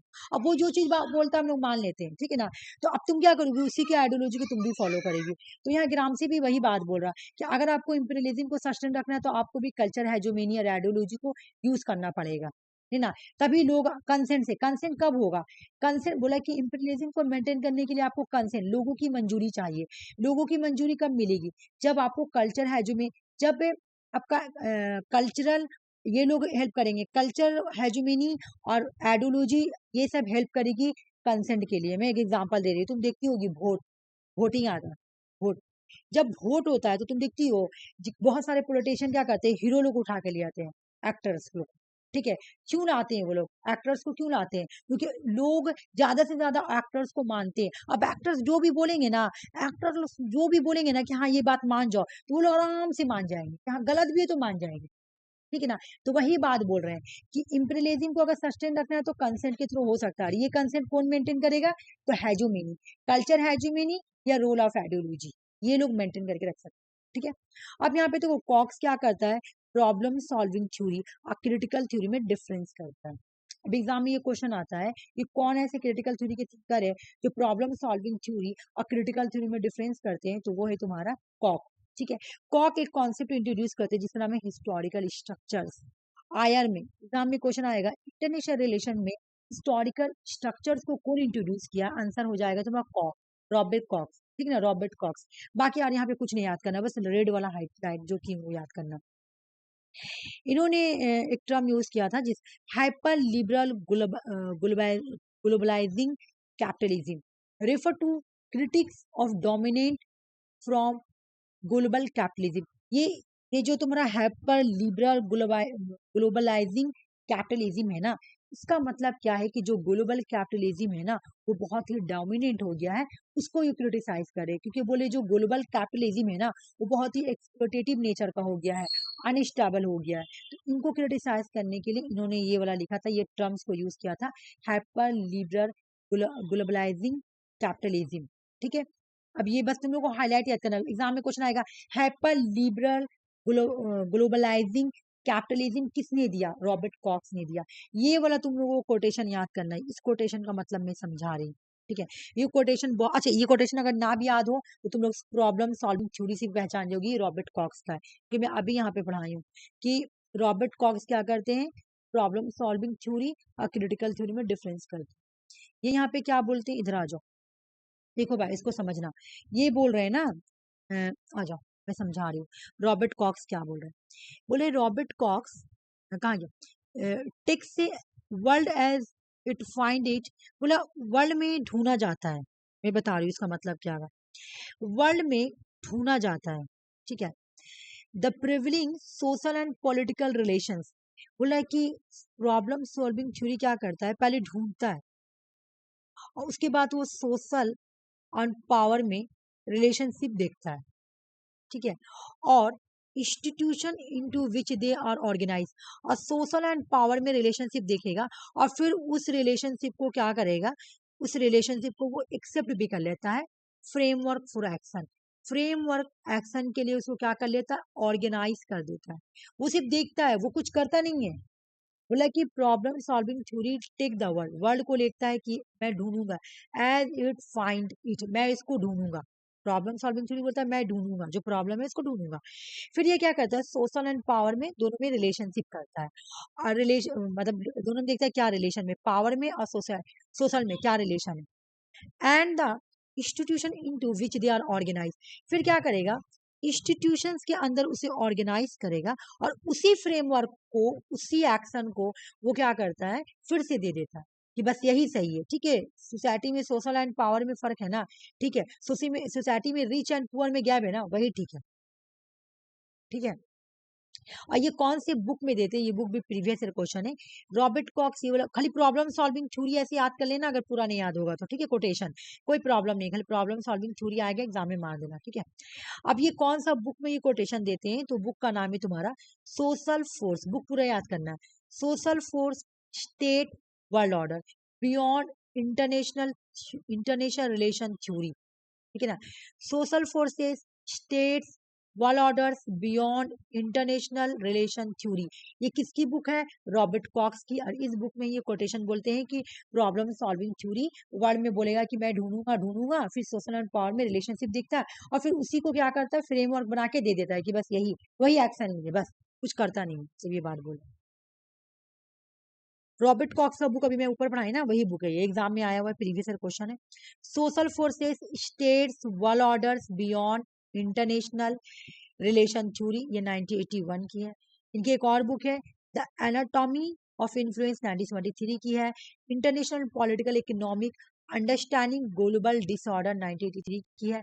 इंटरनेशनल ऑर्गेनाइजेशन वर्ल्ड पॉलिटिक्स, 1969 की बुक। एंड्रू लिकलेटर, आ जाओ। एंड्रू लिकलेटर का बुक है बस, और कुछ नहीं है। एंड्रू लिकलेटर 2 बुक लिखते हैं। ये किसके थिंकर है? ये थर्ड जनरेशन में आ रहे हैं। ये कौन से जनरेशन में आ रहे हैं? थर्ड जनरेशन में। The transformation of political community, ethical foundation of the post Westphalia. इन्होंने एक बुक लिखा, बोला पॉलिटिकल कम्युनिटी का कब ट्रांसफर हुआ है, वे पोस्ट वेस्टफेलिया। मैं तुम लोग को वेस्टफेलिया आज पढ़ाऊंगी क्या है। वेस्टफेलिया से भी बहुत क्वेश्चन आता है। बोला कि जब वेस्टफेलिया के बाद, वेस्टफेलिया जो ट्रीटी आती है ना, उसके बाद पॉलिटिकल कम्युनिटी का चेंज हुआ। ये बुक लिखते हैं एंड्रू लिंकलेटर, बियॉन्ड रियलिज्म और मार्क्सिज्म। रियलिज्म और मार्क्सिज्म के पीछे से, मतलब ये क्या करती है, मार्क्सिज्म को भी क्रिटिसाइज करती है और रियलिज्म को भी क्रिटिसाइज कर रही है। क्रिटिकल थ्योरी एंड इंटरनेशनल, ये क्या करती है एंड्रू लिंकलेटर, रियलिज्म के बियॉन्ड जाती है। ठीक है, रियलिज्म के बियॉन्ड जाती है। ठीक है, रियलिज्म के बियॉन्ड जाकर और मार्क्सिज्म के बियॉन्ड जाके इन दोनों को ही क्रिटिसाइज करती है। क्रिटिकल थ्योरी और इंटरनेशनल रिलेशन, ये बुकें है। मैं बुक तुम लोग को इसलिए ऐसे पढ़ा रही हूँ ना कि तुम लोग को याद हो। ये दोनों बुक है, ये दोनों बुक है। और ये आया भी है जो रेड वाला है ना, बियॉन्ड रियलिज्म मार्क्सिज्म क्रिटिकल। मतलब कौन सा, ऊपर वाला कि नीचे हाँ वाला? देखो ना, एंड्रू लिंकलेटर का book, the transformation of political community, ethical foundations of the post Westphalia book है। Beyond realism and Marxism critical theory and international relation book है। ठीक है, चलो अब तुम लोगों का टेंशन उतना नहीं होगा क्योंकि अब मैं छोटा छोटा लाई हूँ। ठीक है, अब मैं क्वेश्चन भी कराऊंगी तुम लोगों का। क्रिटिकल थ्योरी के एक और थिंकर है जो कि कोई भी कैटेगरी में नहीं आते, रिचर्ड के एस्ले। ये क्रिटिकल थ्योरी के भी थिंकर है और पोस्ट मॉडर्निज्म के भी थिंकर है। ठीक है, याद करो, रिचर्ड के एस्ले ये क्रिटिकल थ्योरी भी और पोस्ट मॉडर्निज्म दोनों के थिंकर है। अच्छा, मैं तुम लोगों को उतना देर से पढ़ा रही हूँ क्रिटिकल थ्योरी, फ्रैंकफर्ट स्कूल। तुम लोगों को पता ना फ्रैंकफर्ट स्कूल कहाँ पे आया था, जर्मनी में आया था। ठीक है, लेकिन आयर में क्रिटिकल थ्योरी को किसने लाया, किस किस पर्सन ने लाया, आयर में क्रिटिकल थ्योरी को किसने लाया, किसने स्टडी किया, इंटरनेशनल रिलेशन में किसने लाया, रॉबर्ट नहीं, वो तो तुम्हारा क्वाइन किए ना वर्ड, मार्क्स और काइमर तो सिर्फ वर्ड क्वाइन किए, लेकिन आयर में कौन इसको पूरा इंटरनेशनल रिलेशंस में कौन स्टडी किया, Robert W Cox, Stephen Gill, Andrew Linklater और रिचर्ड के एस्ले, इन लोगों ने आयर में स्टडी किया। अच्छा, ये ऐसा क्वेश्चन नहीं पूछेगा कि आयर में किसने लाया, मैं खाली इसको एक्स्ट्रा नॉलेज के लिए बता दूं। जो क्वेश्चन पूछेगा मैं उसको हाईलाइट कर दी। मेरे माइंड में भी आया था जब स्टार्टिंग में आप शुरू किए तो कि पूछे, फिर हम बोले बाद में पूछेंगे। अच्छा ठीक, अब आ गई ना समझ में। अच्छा, यहाँ पे और कुछ पढ़ना नहीं, बस खाली वही ये हटा दो उसको, हल ये ग्रामरी एंटोनियो ग्रामसी से बहुत ज्यादा ये था, तो हटा दो इसको। हाँ देखो, ये बुक के बारे में भी मैं बोल रही थी ना, मैं बोली ना कि 2025 में ये क्वेश्चन आई है। बताओ, सबको बताओ। अभी मैं ये वाला बुक करवाई हूँ तुम लोगों को कि ऑथोरिटेरियन पर्सनैलिटी किसकी बुक है। मैं अगले बार भी कराई थी, एग्जाम में क्वेश्चन भी आया। ठीक है, आंसर हो गया ये। अरे अच्छे, कौन नहीं, खाली सुषमा बोली आके, कोई नहीं बोली है। अच्छा, आरसी तो नहीं है क्लास में, बाकी तुम्हारा अंजलि है, आफरीन है, तुम लोग क्यों नहीं बोल रही हो, अभी ना मैं ये वाला कराई हूँ। अच्छा, आफरीन तो ये, आफरीन तो नहीं थी, लेकिन लक्ष्मी तो है ना क्लास में, और अंजलि, तुम लोग बोलो। तो बोलो ऑथोरिटेरियन पर्सनैलिटी किसका तुम हो, तुम बोलोगी मुझे पता, आर कोई नहीं बोल रहा, आर बोलो। तुम्हारा हो, तुम बोलिए, और सिर्फ सुषमा बोलिए ना, लक्ष्मी बोल रही है ना, अंजलि बोल रही है। अच्छा, आफरीन तो लेट में आई है, चलो आफरीन का ये मैं माफ कर रही हूँ, लेकिन आर सब बोलो, कहाँ गए तुम लोग, सो गए क्या, तुम लोग का ही नुकसान होगा। मैं तो सो गए तो उठ जाओ थोड़ा नींद से। यहाँ पे देखो, ऑथोरिटेरियन पर्सनैलिटी बुक किसका है, आज तुम भी तो लेट में आई हो ना, तो लक्ष्मी है ना क्लास में, कि लक्ष्मी सो गई। ये बुक है थेड्रो एडनोरो का। नहीं, तुम लेट में नहीं आई है अंजलि, तुम ठीक टाइम पे आई हो, तुम नहीं बोली लेकिन। चलो इस ये देखो कोटेशन आया हुआ, देखो। और बोलो, कौन कौन बोलेगा। हाँ, अभी बताए, बोलो, तुम लोग को ही याद होगा। हाँ बिल्कुल, पढ़ेंगे रॉबर्ट कॉक्स हो जाएगा।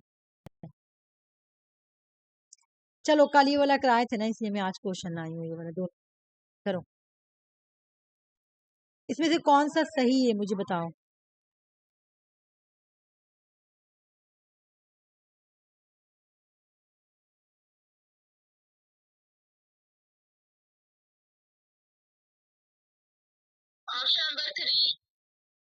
अच्छा, आर सबको बोलने तो फिर मैं बता रही हूँ, ठीक है। और बोलो, कौन बोलेगा, कल मैं ये करवाई हूँ। हाँ बता रहे, रुकिए। 2 नंबर अच्छे। ये आया तुम्हारा, ये आया अंजलि का, AN दे दे रही हूँ। ये आया आरसी का, AR दे दे रही ऑप्शन हूँ। अच्छा सुषमा का भी ये आया। आर कौन बोलेगा? कल में पढ़ाई थी ये वाला। वेपन ऑफ मास डिस्ट्रक्शन, ठीक है, weapon of mass destruction inter, तुम लोग मुझे जो बताओ तो आखिरी। अच्छा जो जो ए और सी मतलब सी नंबर बताया, बोलो वजह बताओ मुझे, तब मैं बताऊंगी, अभी नहीं बताऊंगी। ऑप्शन नंबर डी नहीं होगा क्योंकि 1997 होगा, ठीक है। हाँ हाँ बहुत बहुत अच्छा। ऑप्शन नंबर डी भी नहीं होगा क्योंकि बायोलॉजिकल जो है ये तो वेपन्स ऑफ यहाँ पे नॉट बोल रहा है। हाँ, हाँ वेपन्स ऑफ मास डिस्ट्रक्शन के अंदर ही आता है बायोलॉजिकल वेपन्स, वहाँ नॉट बोला है। ए और सी तो आंसर सही है। ठीक है, समझ में आ गया तुम लोगों को? ये वाला डेट देखो गलत है, कल में पढ़ाई थी केमिकल वेपन एंड कन्वेंशन का इनफोर्स में कब आया था, ठीक है, 1972 में आया था। और इसका डेट बताओ कब आया था? 1979 में तुम्हारा इनफोर्स में आया था। 90 बोल रहे हैं आप? ओ नहीं नहीं सॉरी सॉरी, केमिकल वाला ना, मैं मुझे वो लगा हुआ। 1993 में साइन हुआ था और 1997 में इफेक्ट में आया था। हाँ 1983, ठीक है, 1993। तो ये उस वाले इस वजह से ये गलत हो गया, ठीक है ना। उसके बाद तुम्हारा बोल रहा है कि तो डी हटा दो, डी हटाओ, पहले डी हटाओ तो एक ऑप्शन मेरा खड़ गया, ठीक है। उसके बाद क्या बोला? Chemical weapon convention, weapon of mass destruction में कल पढ़ाई तो बिल्कुल सी है, और सी यहाँ पर भी है, तो ये हटा दो। फिर भी क्या बोला? बायोलॉजिकल वेपन और नॉट इंक्लूड, इंक्लूड है ना, कल में पढ़ाई ना कि weapon of mass destruction, weapon of mass destruction में बायोलॉजिकल आएगा, न्यूक्लियर आएगा, उसके बाद तुम्हारा केमिकल आ जाएगा, ये सब आ जाएगा। और ये नॉट लिखा तो बहुत इजी था, बी हटाना था और ये भी हटाना था, हो जाएगा सब।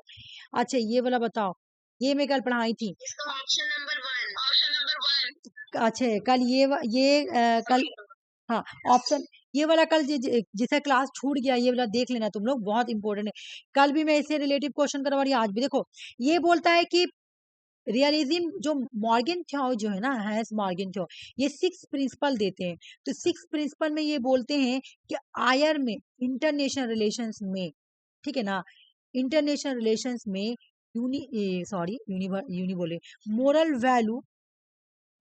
वैल्यू कैन नॉट अप्लाई,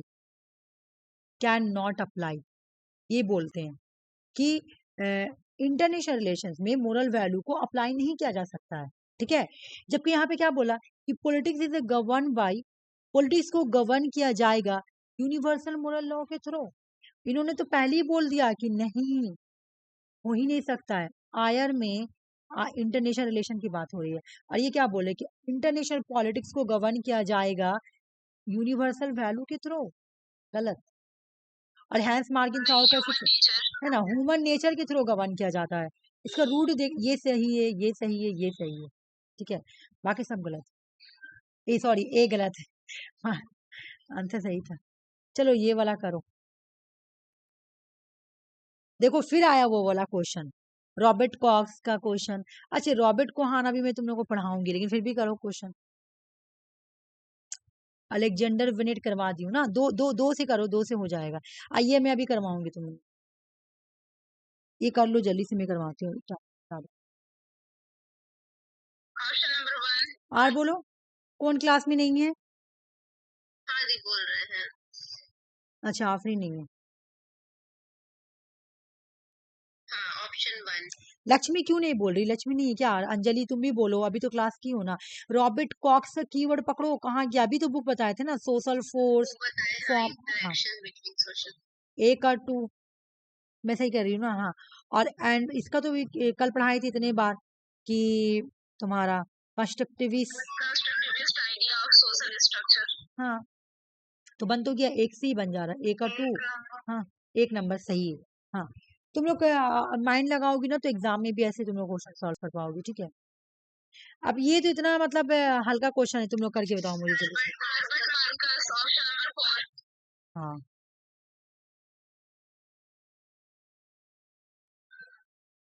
अब चलो ये करो, देखो वुडरो विल्सन से कितना क्वेश्चन आ रहा है, देखो।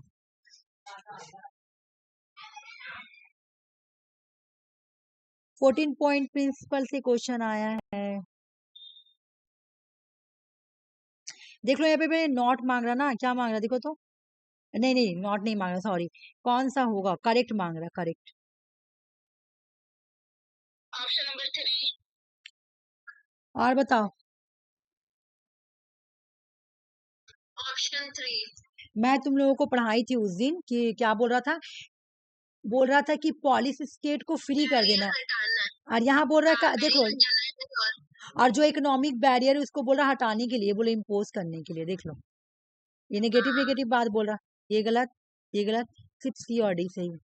क्वेश्चन हल्का है, तुम लोग पढ़ जाओगी तो तुम लोग का है हाथ में क्वेश्चन रहेगा। अब ये करो, ये तो तुम लोग बहुत अच्छे से कर पढ़ाई थी। Which of the following statement is true with regarding the NPT and CTBT. Option number 4। सब बोलो, इंडिया ने क्या, और बोलो अंजलि तुम बोलो, मैं देखना चाहती हूँ तुम समझी हो कि नहीं। और लक्ष्मी तो है ही नहीं लग रहा क्लास में, तो कुछ बोल ही नहीं रही है, वो छोड़ के चल गई क्या क्लास, और आफरीन तो लेफ्ट हो गई, उसका मुझे लग रहा प्रॉब्लम हुआ तो चली गई। देखो सीटीबीटी तो मैं बार बार बोली ना, इंडिया ने नेदर साइन और नेदर रेटिफाई, ये होगा ना। इंडिया ने देखो यहाँ पे क्या लिखा, इंडिया ने साइन किया, तो ये तो गलत हो जाएगा। इंडिया ने साइन किया गलत, इंडिया ने साइन किया गलत, इंडिया ने ना तो साइन किया है और ना ही रेटिफाई किया है, ठीक है। चलो ये वाला पीडीएफ कंप्लीट हो गया, मैं इसको बंद कर रही हूँ प्लीज।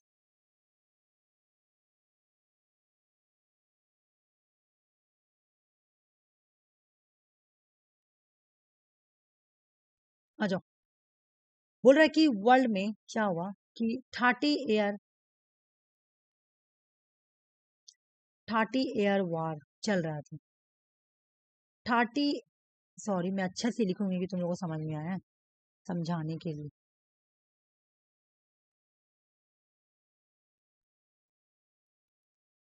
वर्ल्ड में कौन सा वार चल रहा था, वार का नाम है 30 एयर वार, ठीक है, ये वार चल रहा था। ये वार एंड हुआ। जब भी वार कोई एंड होता है, तुम देखना कोई ट्रीटी बनता है या कोई ऑर्गेनाइजेशन बनता ही है, ठीक है।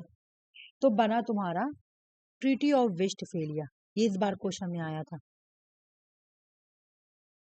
Treaty of Westphalia. ट्रीटी का डेट क्या याद करो, क्रोनोलॉजिकल ऑर्डर बनाने में बहुत ही हो जाती है। 30 ईयर वार चल रहा था, वार में, ठीक है, वेस्टफेलिया, ये ट्रीटी खत्म हुई तो एक ट्रीटी आई जिसका नाम था वेस्टफेलिया। जब ये ट्रीटी आई तो इसने किस चीज को लाया, किस चीज को इंट्रोड्यूस किया, ये बहुत इंपॉर्टेंट है। एग्जाम में, मतलब मुझे नहीं पता था, एग्जाम में पहले सर अगले साल क्वेश्चन में मैं देख रही हूँ कि ये लिखा हुआ था, ठीक है, कि पूछा था गया था कि ट्रीटी ऑफ वेस्टफेलिया ने ये लाया है, इनमें से कौन सा सही है, और लिखा होता कि ट्रीटी ऑफ वेस्टफेलिया ने सॉवरेनिटी लाया। मैं आज वो क्वेश्चन मेरे पता नहीं 2025 का क्वेश्चन था कि 24 का, वो मैं ऐसे ट्रीटी ऑफ वेस्टफेलिया लिखी ना मैं अपने पीपीटी में, एमएस वर्ड में, तो वो वाला क्वेश्चन आया, तब मैं देखी कि देखो इससे भी क्वेश्चन आया हुआ था। ट्रीटी ऑफ वेस्टफेलिया ने क्या, मैं अगले बार भी तुम लोग को ये पढ़ाई थी कि ट्रीटी ऑफ वेस्टफेलिया ने क्या लाया था, सॉवरेनिटी। क्या इंट्रोड्यूस किया था, सॉवरेनिटी। अच्छा से समझना, ये वाला बहुत इंपॉर्टेंट है, एग्जाम में बहुत बार आता है। देखो दुनिया में, वर्ल्ड में वार चल रहा था, वार का नाम था 30 ईयर वार।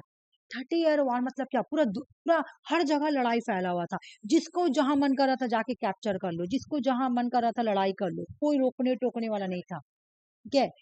वार खत्म हुआ तुम्हारा, जब वार खत्म हुआ तो सब कंट्री ने बोला कि हम लोग एक ट्रीटी बनाते हैं, और उस ट्रीटी का नाम होगा treaty of Westphalia, treaty of Westphalia, ठीक है। और ये ट्रीटी तुम लोग देखी होगी एग्जाम में, कितना बार डेट भी पूछा गया, 6048 याद करो, 6048। ट्रीटी ऑफ वेस्टफेलिया कब की है, ट्रीटी ऑफ वेस्टफेलिया 6048 की है, ठीक है। एक बंद कर देना सिब्बी, ट्रीटी ऑफ वेस्टफेलिया 6048 किया। इस ट्रीटी ने क्या इंट्रोड्यूस किया, इस ट्रीटी ने इंट्रोड्यूस किया सॉवरेनिटी वर्ड को, इन्होंने प्रिंसिपल लाया सॉवरेनिटी को, देखो यहाँ पे लिखा हुआ introduce the principle of sovereignty. Sovereignty का मतलब क्या, ये जो 30 ईयर वार हो रहा था ना, मैं क्या बोली कि यहाँ पे क्या हो रहा था कि हर कोई जिसको मन कर रहा था जिस भी कंट्री में कैप्चर कर लो, अटैक कर दो। अब यहाँ बोला गया ट्रीटी ऑफ वेस्टफेलिया में प्रिंसिपल ऑफ सॉवरेनिटी, अब कोई भी किसी की कंट्री में अटैक नहीं कर सकता है क्योंकि वो अब सॉवरेन है, वो आजाद है, वो इंडिपेंडेंट है, वो ऑटोनोमस है। ठीक है। टेरिटोरियल इंटीग्रिटी, नॉन इंटरफेयर्स, कोई भी किसी की कंट्री के इंटरनल मामला में इंटरफेयर नहीं कर सकता है, कोई भी किसी की कंट्री में किसी भी मामला में इंटरफेयर, क्योंकि आप सॉवरेनिटी, सॉवरेनिटी का मतलब कि जिस कंट्री में सॉवरेनिटी आ गई है वो कंट्री क्या है, इंडिपेंडेंट, ऑटोनोमस। उसका ना तो आप इंटरनल मामला में एक कंट्री दूसरे कंट्री के ना, मतलब कोई अगर ए मान लो कि सॉवरेनिटी कंट्री है, ठीक है, अब वर्ड आया सॉवरेनिटी, अब ए और बी है, तो ए सोचेगा कि हम बी के कंट्री में इंटरफेयर करें या बी का कोई मामला में इंटरफेयर करे, तो नहीं कर सकता। क्यों? क्योंकि ट्रीटी ऑफ वेस्टफेलिया में बोला गया था सॉवरेनिटी के तहत कि अब एक कंट्री दूसरी कंट्री के इंटरनल मामला में एफेयर नहीं कर सकती है, इंटरफेयर नहीं कर सकती है। नॉन इंटरफेयर, कोई भी कंट्री किसी दूसरे कंट्री के इंटरनल अफेयर में नहीं कर सकती इंटरफेयर। नॉन नॉन हर कंट्री दूसरे कंट्री की सॉवरेनिटी को क्या करेगी, रिस्पेक्ट देगी। ये बोला गया था ट्रीटी ऑफ वेस्टफेलिया में। ठीक है, हर कंट्री दूसरे कंट्री की टेरिटोरी, इंटीग्रिटी, सॉवरेनिटी को क्या करेगी, रेस्पेक्ट देगी। ठीक है, तुम देखी होगी इंडिया का जितना भी ट्रीटी बनता है या कोई भी, उसमें जरूर लिखा हुआ रहता है कि रिस्पेक्ट सॉवरेनिटी और टेरिटोरियल इंटीग्रिटी और नॉन इंटरफेरेंस इंटरनल अफेयर। क्यों लिखता है? क्योंकि इंडिया एक सॉवरिन कंट्री है ना, मतलब मैं इंडिया का बात बोल रही हूँ, ये तो पूरा वर्ल्ड का बात है। इंडिया के वर्ड में भी लिखा हुआ सॉवरेनिटी, सॉवरेनिटी का मतलब ये है कि मैं सॉवरन हूँ, कोई मुझे अपना डिसीजन मुझ पर थोप नहीं सकता, मेरे मुल्क के अंदर, मेरे कंट्री के अंदर जो भी हो, कोई इसमें इंटरफेयर नहीं कर सकता है। तो ये ट्रीटी ऑफ वेस्टफेलिया में ही ये सॉवरेनिटी वर्ड आया था। ठीक है, इसमें बैन लगाया गया कि भाई कोई भी इंटरफेयर नहीं कर सकता है। तो यहाँ से ही स्टार्ट हो गया तुम्हारा मॉडर्न स्टेट सिस्टम। यहाँ से क्या हुआ, beginning of the modern state system. ये वर्ल्ड हिस्ट्री है, ठीक है ना। देखो मैं लिख दी हूँ कि एंड हुआ, क्या एंड हुआ, 30 ईयर क्राइसिस। जब 30 ईयर क्राइसिस हुआ तो एक वेस्टफेलिया ऑर्डर आया। वेस्टफेलिया ऑर्डर का मतलब क्या, ट्रीटी ऑफ वेस्टफेलिया में बोला गया सॉवरेनिटी। अब एक कंट्री दूसरे कंट्री के इंटरनल मामला में इंटरफेयर नहीं कर सकती, ठीक है ना। एक कंट्री को दूसरे कंट्री के सॉवरेनिटी को रिस्पेक्ट करना पड़ेगा, और यही से स्टार्ट हुआ मॉडर्न स्टेट सिस्टम का सिलसिला, बिगिनिंग हो गया मॉडर्न सिस्टम बनने का। फिर एक और ट्रीटी आई, जो कि मैं इसको इसलिए पढ़ा रही हूँ ना, क्योंकि जब भी तुमको अगर तुम्हारा मैचिंग पूछता है या क्रोनोलॉजिकल पूछता है ट्रीटी ऑफ वेस्टफेलिया का, इंडिविजुअल पूछता है तो ठीक है, और जब पूछता है तुमको मैचिंग करने के लिए तो तुमको ये वाला ट्रीटी जरूर मिलेगा, ट्रीटी ऑफ यूट्रेस्ट। ठीक है, यूट्रेस्ट मिलता है। ठीक है, और ये ट्रीटी 1713 की तुम लोग देखी होगी, क्वेश्चन सॉल्व की होगी, देखी होगी, ये कितने बार पूछा गया, ये भी ट्रीटी ऑफ यूट्रेज। ठीक है, ये ट्रीटी आई थी, इसका डेट याद करना है 1713। ठीक है, 1713 के। ये ट्रीटी में कुछ याद नहीं करना है, ये स्पेन में ही हो रहा था वार, डच सिटी उटरेज की, सॉरी, डच सिटी ऑफ उटरेज, इसलिए इसका नाम भी रखाया गया ट्रीटी ऑफ उटरेज। ठीक है, यहाँ पे क्या हो रहा था, मतलब होता है ना कि बादशाह राजा का बार सक्सेसर के लिए लड़ा जा रहा था। ठीक है, बाकी आपको समझना नहीं है। ठीक है, फिर उसके बाद यूएस में एक पॉलिसी आई जिसको बोला गया मिनरो डॉक्ट्रिन, ये भी आया हुआ एग्जाम में। मिनरो डॉक्ट्रिन कब की, 1823, और ये कहाँ पे आई थी, यूएस में आई थी। देख लो, तो ये देखो वर्ल्ड वार 1 से पहले का है वाकया, ये वर्ल्ड वार 1 से पहले का वाकया है। ठीक है, अगर हम वर्ल्ड हिस्ट्री पढ़ेंगे तो हमको मिलेगा treaty of Westphalia. Treaty of Westphalia से सॉवरेनिटी निकल, फिर ट्रीटी ऑफ वेस्टफेलिया के बाद ही तुम्हारा एक और ट्रीटी आई, ट्रीटी ऑफ यूट्रेज। ठीक है, फिर तुम्हारा आया यूएस ने एक आइसोलेशन पॉलिसी लाई जिसका नाम था मुनरो डॉक्ट्रिन, और ये 1823 में आई। इसी को बोला था वर्ल्ड का फर्स्ट फेज। वर्ल्ड का फर्स्ट फेज अगर तुम बोलोगी तो इसको हम बोलेंगे, वर्ल्ड का फर्स्ट फेज है 1648 से लेकर 1914 तक, जब तक का फर्स्ट वर्ल्ड वार नहीं था तब तक का फर्स्ट फेज, ठीक ना। फर्स्ट फेज जब तक का, देखो 1648 से लेकर 1914 तक चला वर्ल्ड का फर्स्ट फेज। फिर जब फर्स्ट वर्ल्ड वार स्टार्ट हुआ 1914 में, तब सेकंड फेज वर्ल्ड का ही स्टार्ट हुआ। तो हम लोग का ये वाला स्टोरी पढ़ लिए, खत्म हो गया, ये पर खत्म हो गया। चलो, ये वाला यहाँ पे समझ में आ गया। अब तुम मुझे बताओ तो थोड़ा सा कि ट्रीटी ऑफ वेस्टफेलिया का, भाई डेट बताओ ट्रीटी ऑफ वेस्टफेलिया का। 1648 और दूसरे वाला का सब बताओ। 1713 1713। 1713 हाँ, मुनरो डॉक्ट्रिन का डेट बताओ, मुनरो डॉक्ट्रिन बताओ।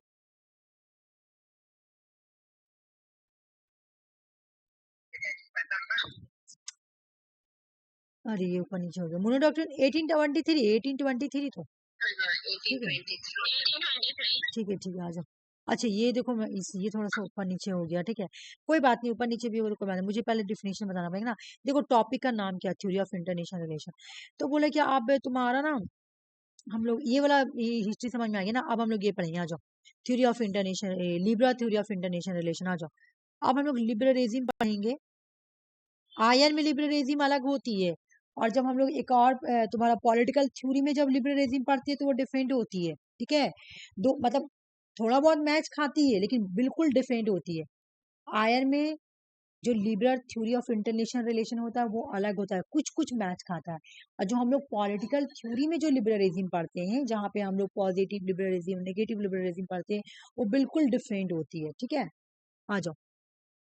अब मैं तुम लोगों का लिबरलिज्म उस दिन पढ़ाई थी कि लिबरलिज्म क्या बोलती है। तो यहाँ पे देखो, liberal theory of international relation या लिबरलिज्म एक पर्सपेक्टिव है आयर की।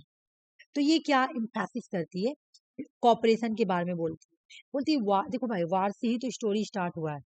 आइडियलिज्म क्या बोलता है कि वार होगा ही नहीं, वार को अवॉइड किया जाएगा, है ना। और अच्छा ऐसे लिखना ज्यादा ठीक है, मतलब वार कभी नहीं होगा, नेवर,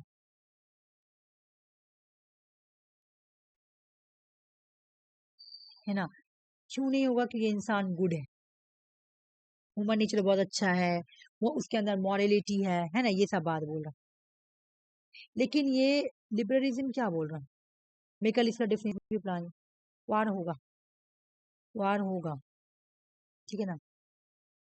बट वार को हम लोग, वार को हम लोग रोक सकते हैं, प्रिवेलेंट कर सकते हैं। वार को एक है लिखा क्यों नहीं,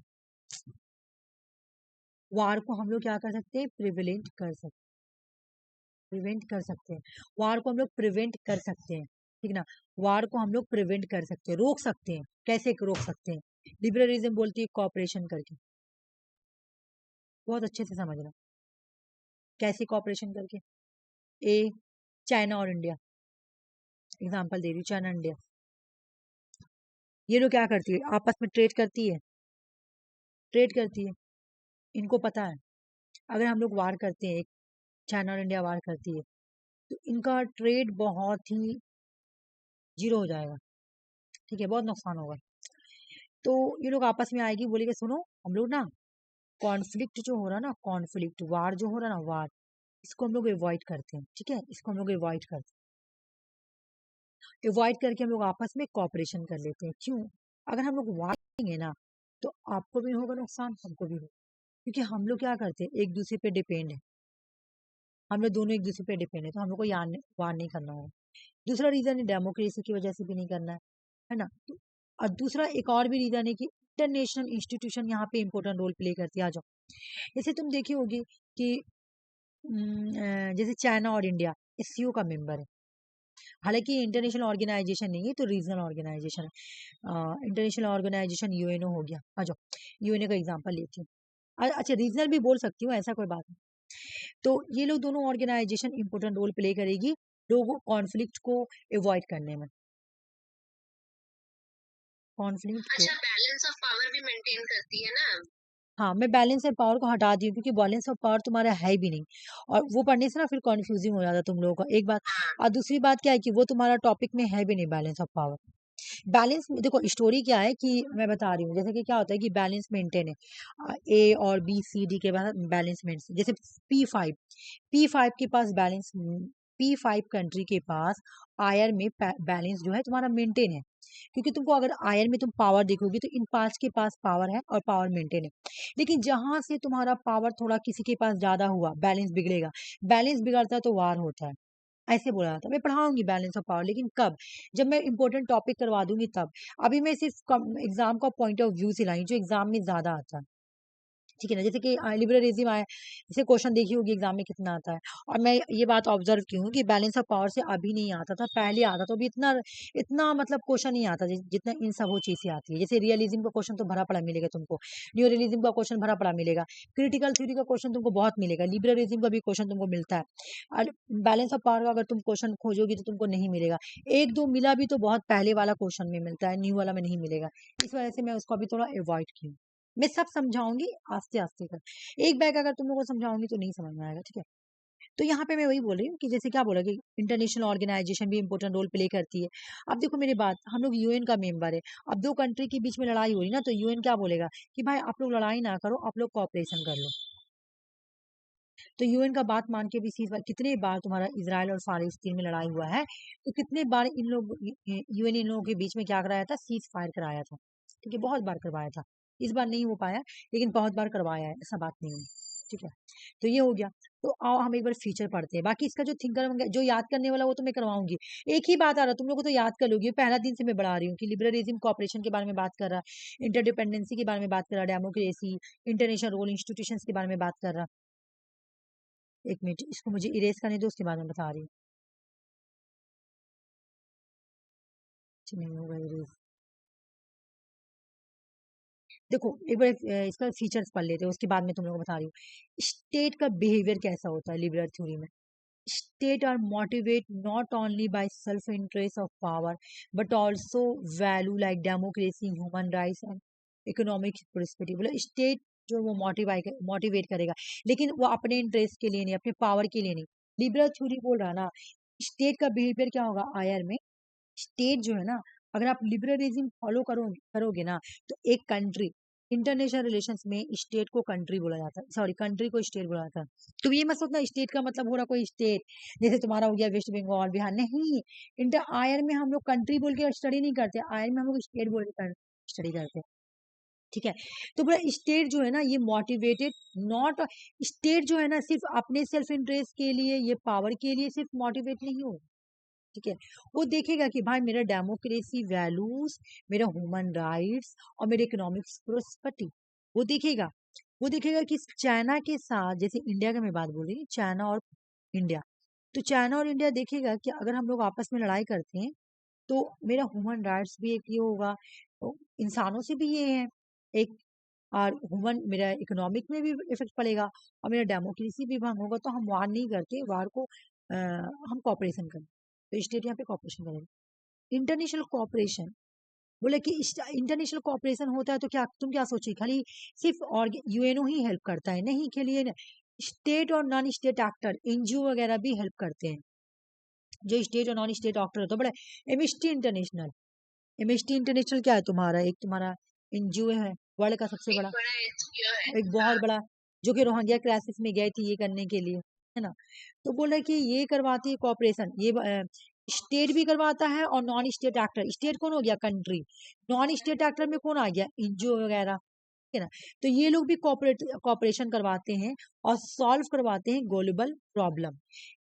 या तो अलायंस करवा देंगे, या तो दोस्ती करवा देंगे, या ट्रीटी साइन करवा देंगे, या तुम्हारा इंटरनेशनल ऑर्गेनाइजेशन को स्टैब्लिश कर देंगे उसी के अकॉर्डिंग चलो, ठीक है। ऐसा होता है। बोला कि एक कंट्री दूसरी कंट्री पे इंटरडिपेंडेंस होती है, इकोनॉमिकली भी और पॉलिटिकल भी। अब मैं बता रही हूँ, ट्रेड भी करते हैं, फाइनेंस भी देते हैं और कम्युनिकेशन भी होती है। इस वजह से वो लोग क्या करेंगे, रिड्यूस करेंगे इंसेंटिव्स फॉर कॉन्फ्लिक्ट, अपने पैसे के लिए वो रिड्यूस करेंगे कॉन्फ्लिक्ट को, वो अवॉइड करेंगे क्योंकि वो लोग देखो ना एक दूसरे पे इंडिपेंडेंट है ना। चाइना और इंडिया एक दूसरे पे इंडिपेंडेंट है, तो इससे वो लोग क्या करेंगे, इतनी बार लड़ाई होते होते बचा है। गलवान वैल्यू तो छोटा मोटा हुआ था, है ना, होता होते बच जाता है। क्यों? क्योंकि इंडिया चाइना के साथ, चाइना इंडिया के साथ ट्रेड करती है।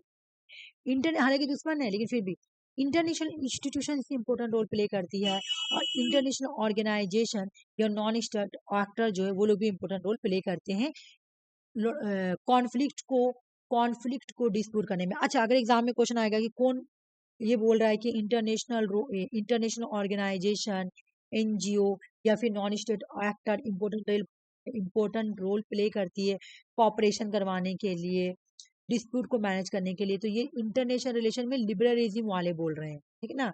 लिबरलिज्म वाले क्या बोल रहे हैं कि आयर में अगर लड़ाई होता है, जो इंटरनेशनल इंस्टीट्यूशंस है ना, like UNO, like WTO, like European union, तो ये लोग क्या करते हैं, कॉपरेशन करवा देते हैं कंट्री कंट्री के बीच में कि लड़ाई ना हो।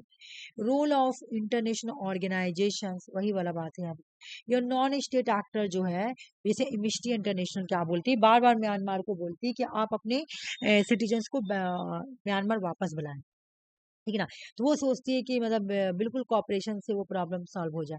तो एमिनेस्टी इंटरनेशनल भी क्या करती है, अगर किसी दो कंट्री के बीच में लड़ाई होती है तो वो भी कोशिश करती है कि जो जिस कंट्री के बीच में डिस्प्यूटेड हो रहा है, लड़ाई हो रहा, तो उसके बीच में कॉपरेशन करवा दे, ठीक है।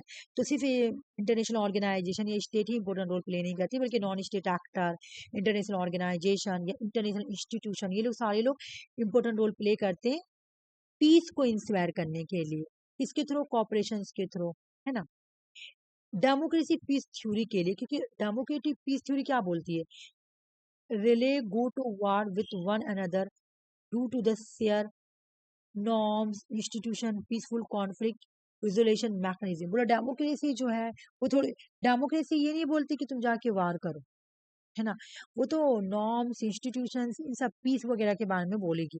तो इस वजह से डेमोक्रेसी पीस थ्योरी में यही बात बोलती है कि भाई आप वार ना करो, बल्कि आप वार को अवॉइड करो, ठीक है ना। ये लिबरलिज्म वाले बोल रहे हैं। लिबरलिज्म वाले बोल रहे हैं कि म्यूचुअल बेनिफिट और कॉपरेशन करना ही फायदा है। इट एम्फेसिस, मतलब ये लिबरलिज्म एम्फेसिस करिए कि स्टेट जो है ना, स्टेट को बेटर चाहिए। अगर कुछ अच्छा करना है, कुछ अचीव करना है, तो बेटर तभी कर पाएगा, उसका बेटर आउटकम तभी आएगा जब वो दूसरे के साथ मिलके करेगा, ठीक है। अगर वो एक जैसे इंडिया पहले 1991 से पहले इतना इकोनॉमिकली स्ट्रांग नहीं था, ठीक है। इंडिया 1991 के बाद क्यों इकोनॉमिक स्ट्रांग हुआ, क्योंकि इंडिया का इकोनॉमिक 1991 के बाद ही तुम्हारा ओपन हुई है। और जब इंडिया की इकोनॉमिक ओपन हुई तो इंडिया क्या करने लगी, दूसरे कंट्री के साथ ट्रेड करने लगी। और जब इंडिया दूसरे कंट्री के साथ ट्रेड करने लगी तो इकोनॉमिकली स्ट्रांग हो गई। और इंडिया खाली इकोनॉमिकली स्ट्रांग नहीं हुई, इंडिया का मिलिट्री भी स्ट्रांग है, इंडिया का हर एक चीज स्ट्रांग है। इंडिया भी आज डेवलपिंग कंट्री में आती है ना, चाइना को टक्कर देती है इकोनॉमिक, ठीक है। तो क्यों ऐसा हुआ, क्योंकि दूसरों के साथ मिलकर जब वो काम किया तब ना। तो बोले कि अब जब जब लोगों को पता है कि हम एक दूसरे पे डिपेंड है पॉलिटिकली इकोनॉमिकली, और उसके वजह से ही हम ये, तो वो लोग क्या करेंगे, वो लोग वार को रिड्यूस करेंगे, वार की पॉसिबिलिटी को कम करने की कोशिश करेंगे।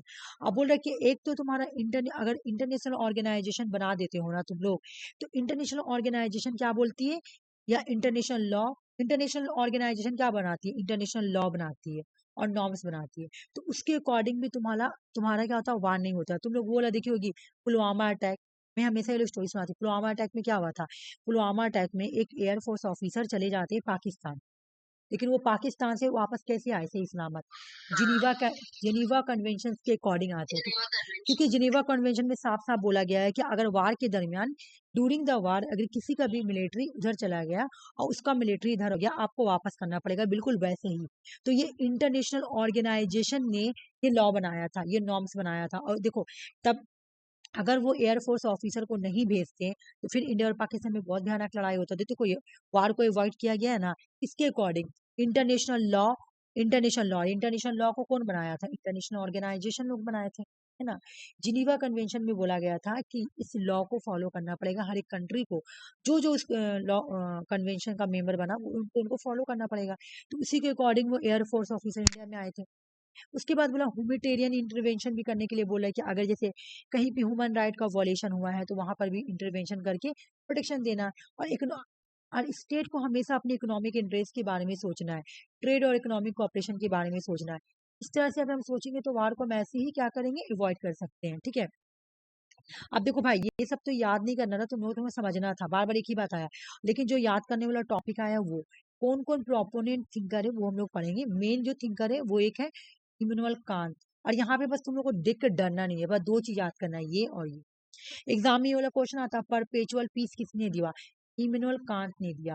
डेमोक्रेसी पीस थ्योरी किसने दिया, इमैनुअल कांत ने दिया, ठीक है ना। चलो भाई, अगर मैं पूरा पढ़ाऊंगी तो तुम लोगों का हौच पौच माइंड हो जाएगा, बीच से क्वेश्चन आता नहीं, लेकिन फिर भी पढ़ा देते चलो। मतलब इमोनल कांट क्या बोल रहे हैं परपेचुअल पीस में कि purpose that lasting peace and achieve. अगर आपको कुछ भी अचीव करना है ना तो आप पीस पीस ही लास्ट सोर्स है जिसके जरिए आप अपने ये को अचीव कर सकते हैं, गोल को कुछ भी। लेकिन ये कब हो सकता है? जब स्टेट में डेमोक्रेसी हो, जब स्टेट रिपब्लिक हो, क्योंकि वो रिपब्लिक और डेमोक्रेसी हो तो वार को अवॉइड करेगा। They uphold the rule of law, वहाँ पे रूल ऑफ लॉ होगा, म्यूचुअल रिस्पेक्ट होगा एक दूसरे के लिए, तो वहाँ पे परपेचुअल पीस होगा। कहने का मतलब है कि एक डेमोक्रेसी कंट्री में वार नहीं होगा। क्यों? डेमोक्रेसी कंट्री जो होती है ना वो हमेशा पीस को पसंद करती है, तो वो वार को अवॉइड करेगी और पीस की तरफ जाएगी। तो पीस की तरफ जाएगी तो वो वार को अवॉइड करोगे। डेमोक्रेसी पीस में वही बोला गया है, तो डेमोक्रेसी पसंद नहीं करते, लेस लाइक, वो लोग कम पसंद करते हैं वार में जाना। वो दूसरे कंट्री के साथ वार में जाना नहीं चाहते क्योंकि वो ज्यादा से ज्यादा जो सोचते हैं कि वहाँ पीस बना रहे। इस वजह से वो ज्यादा कोशिश करते हैं। जैसे इंडिया में, इंडिया क्या डेमोक्रेसी कंट्री, तुम देखी होगी कि जैसे पहलगाम हो रहा था, तो पहलगाम में कितने सारे लोग ऐसे वीडियो बना रहे थे। नहीं, पहलगाम में जब ऑपरेशन सिंदूर हुआ था तो कितने सारे लोग ये वाला वीडियो बना रहे थे कि अटैक करो। कितने सारे लोग ये वाला वीडियो बनाए थे, नहीं अटैक नहीं करो, क्योंकि अब तो हो गया ना, इधर से भी लोग जा रहे उधर से भी जा रहे, मतलब इस तरह से दो तरह का वीडियो बन रहा था। लेकिन वहां से जब पाकिस्तान से वहां का जनरल जब कॉल किया, वहां का एक मिलिट्री ऑफिसर कॉल करता है कि सर, मतलब उन्होंने कॉल करके बोला कि हम लोग सीज फायर कर लेते हैं। तो सीज फायर हुआ ना, तो पाकिस्तान ने क्या सोचा? पाकिस्तान ने देखा कि मेरा नुकसान तो होगा ही हम लोग का, क्योंकि पाकिस्तान बहुत डिपेंड करता है इंडिया पे, ठीक है ना। तो उन्होंने चला के दिखाया कि अगर वार करेंगे तो एक तो नुकसान तो होगा ही होगा, और फिर हम लोग का सब चीज रुक जाएगा, ठीक है। तो देखी, अभी तुम देखी होगी कि इंडिया और पाकिस्तान का खेला चला। अगर वार होते रहता तो बताओ, खेला चलता तो दोनों कंट्री को नुकसान होता कि नहीं होता? तुम लोग बताओ, इंडिया पाकिस्तान का गेम कौन कौन देखा? होता हुआ तो कौन कौन देखा क्रिकेट? कौन कौन देखा इंडिया पाकिस्तान का चल रहा था तो? देखिए ना। तो आप मेरे बताओ, अगर वो लोग वार को अवॉइड नहीं करते, है ना, तब तो वही मैं बोल रही हूँ, अगर वार को अवॉइड नहीं किया जाता तो इंडिया पाकिस्तान में अभी होता। और अगर क्रिकेट नहीं होता तो दोनों कंट्री को नुकसान होता, इंडिया को भी होता, पाकिस्तान को भी होता, ठीक है। क्योंकि क्रिकेट होता तो दोनों कंट्री को फायदा होता है, ठीक है। तो देखो, तो डेमोक्रेसी पीस थोड़ी ज्यादा से ज्यादा कोशिश करता है कॉपरेशन करने के लिए, वो कॉन्फ्लिक्ट को रिड्यूस करता है। तो डेमोक्रेटिक पीस थोड़ी किसने दिया? तो कांट ने दिया। चला जाओ, मैकल डोले। मैकल डोले ने क्या दिया है भाई? इन्होंने भी डेमोक्रेसी पीस थ्योरी दिया, लेकिन ये कांत से ही बोरो किए ये आइडिया। इनके बुक का नाम है Kant liberal legacy foreign affair, 1983 की है। बाकी यार कुछ करना ही नहीं है, ये कांट के ही आइडिया को क्या करते हैं, एडवोकेट करते हैं। आ जाओ, अब हम लोग देखो, ये जो पढ़े थे, ये हम लोग जो पढ़े तुम्हारा, ये प्रोपोनेंट थे लिबरल थ्योरी के कि कैसे कैसे आया है लिबरलिज्म, कौन कौन थिंकर ने लाया। और यहाँ पे तुमको बताएंगे, अगली बार भी बताए थे कि इंटरनेशनल रिलेशंस में 3 पिलर है, मतलब कि आने का 3 तरीका है, कैसे कैसे आया था, किस किस फॉर्म में आया है।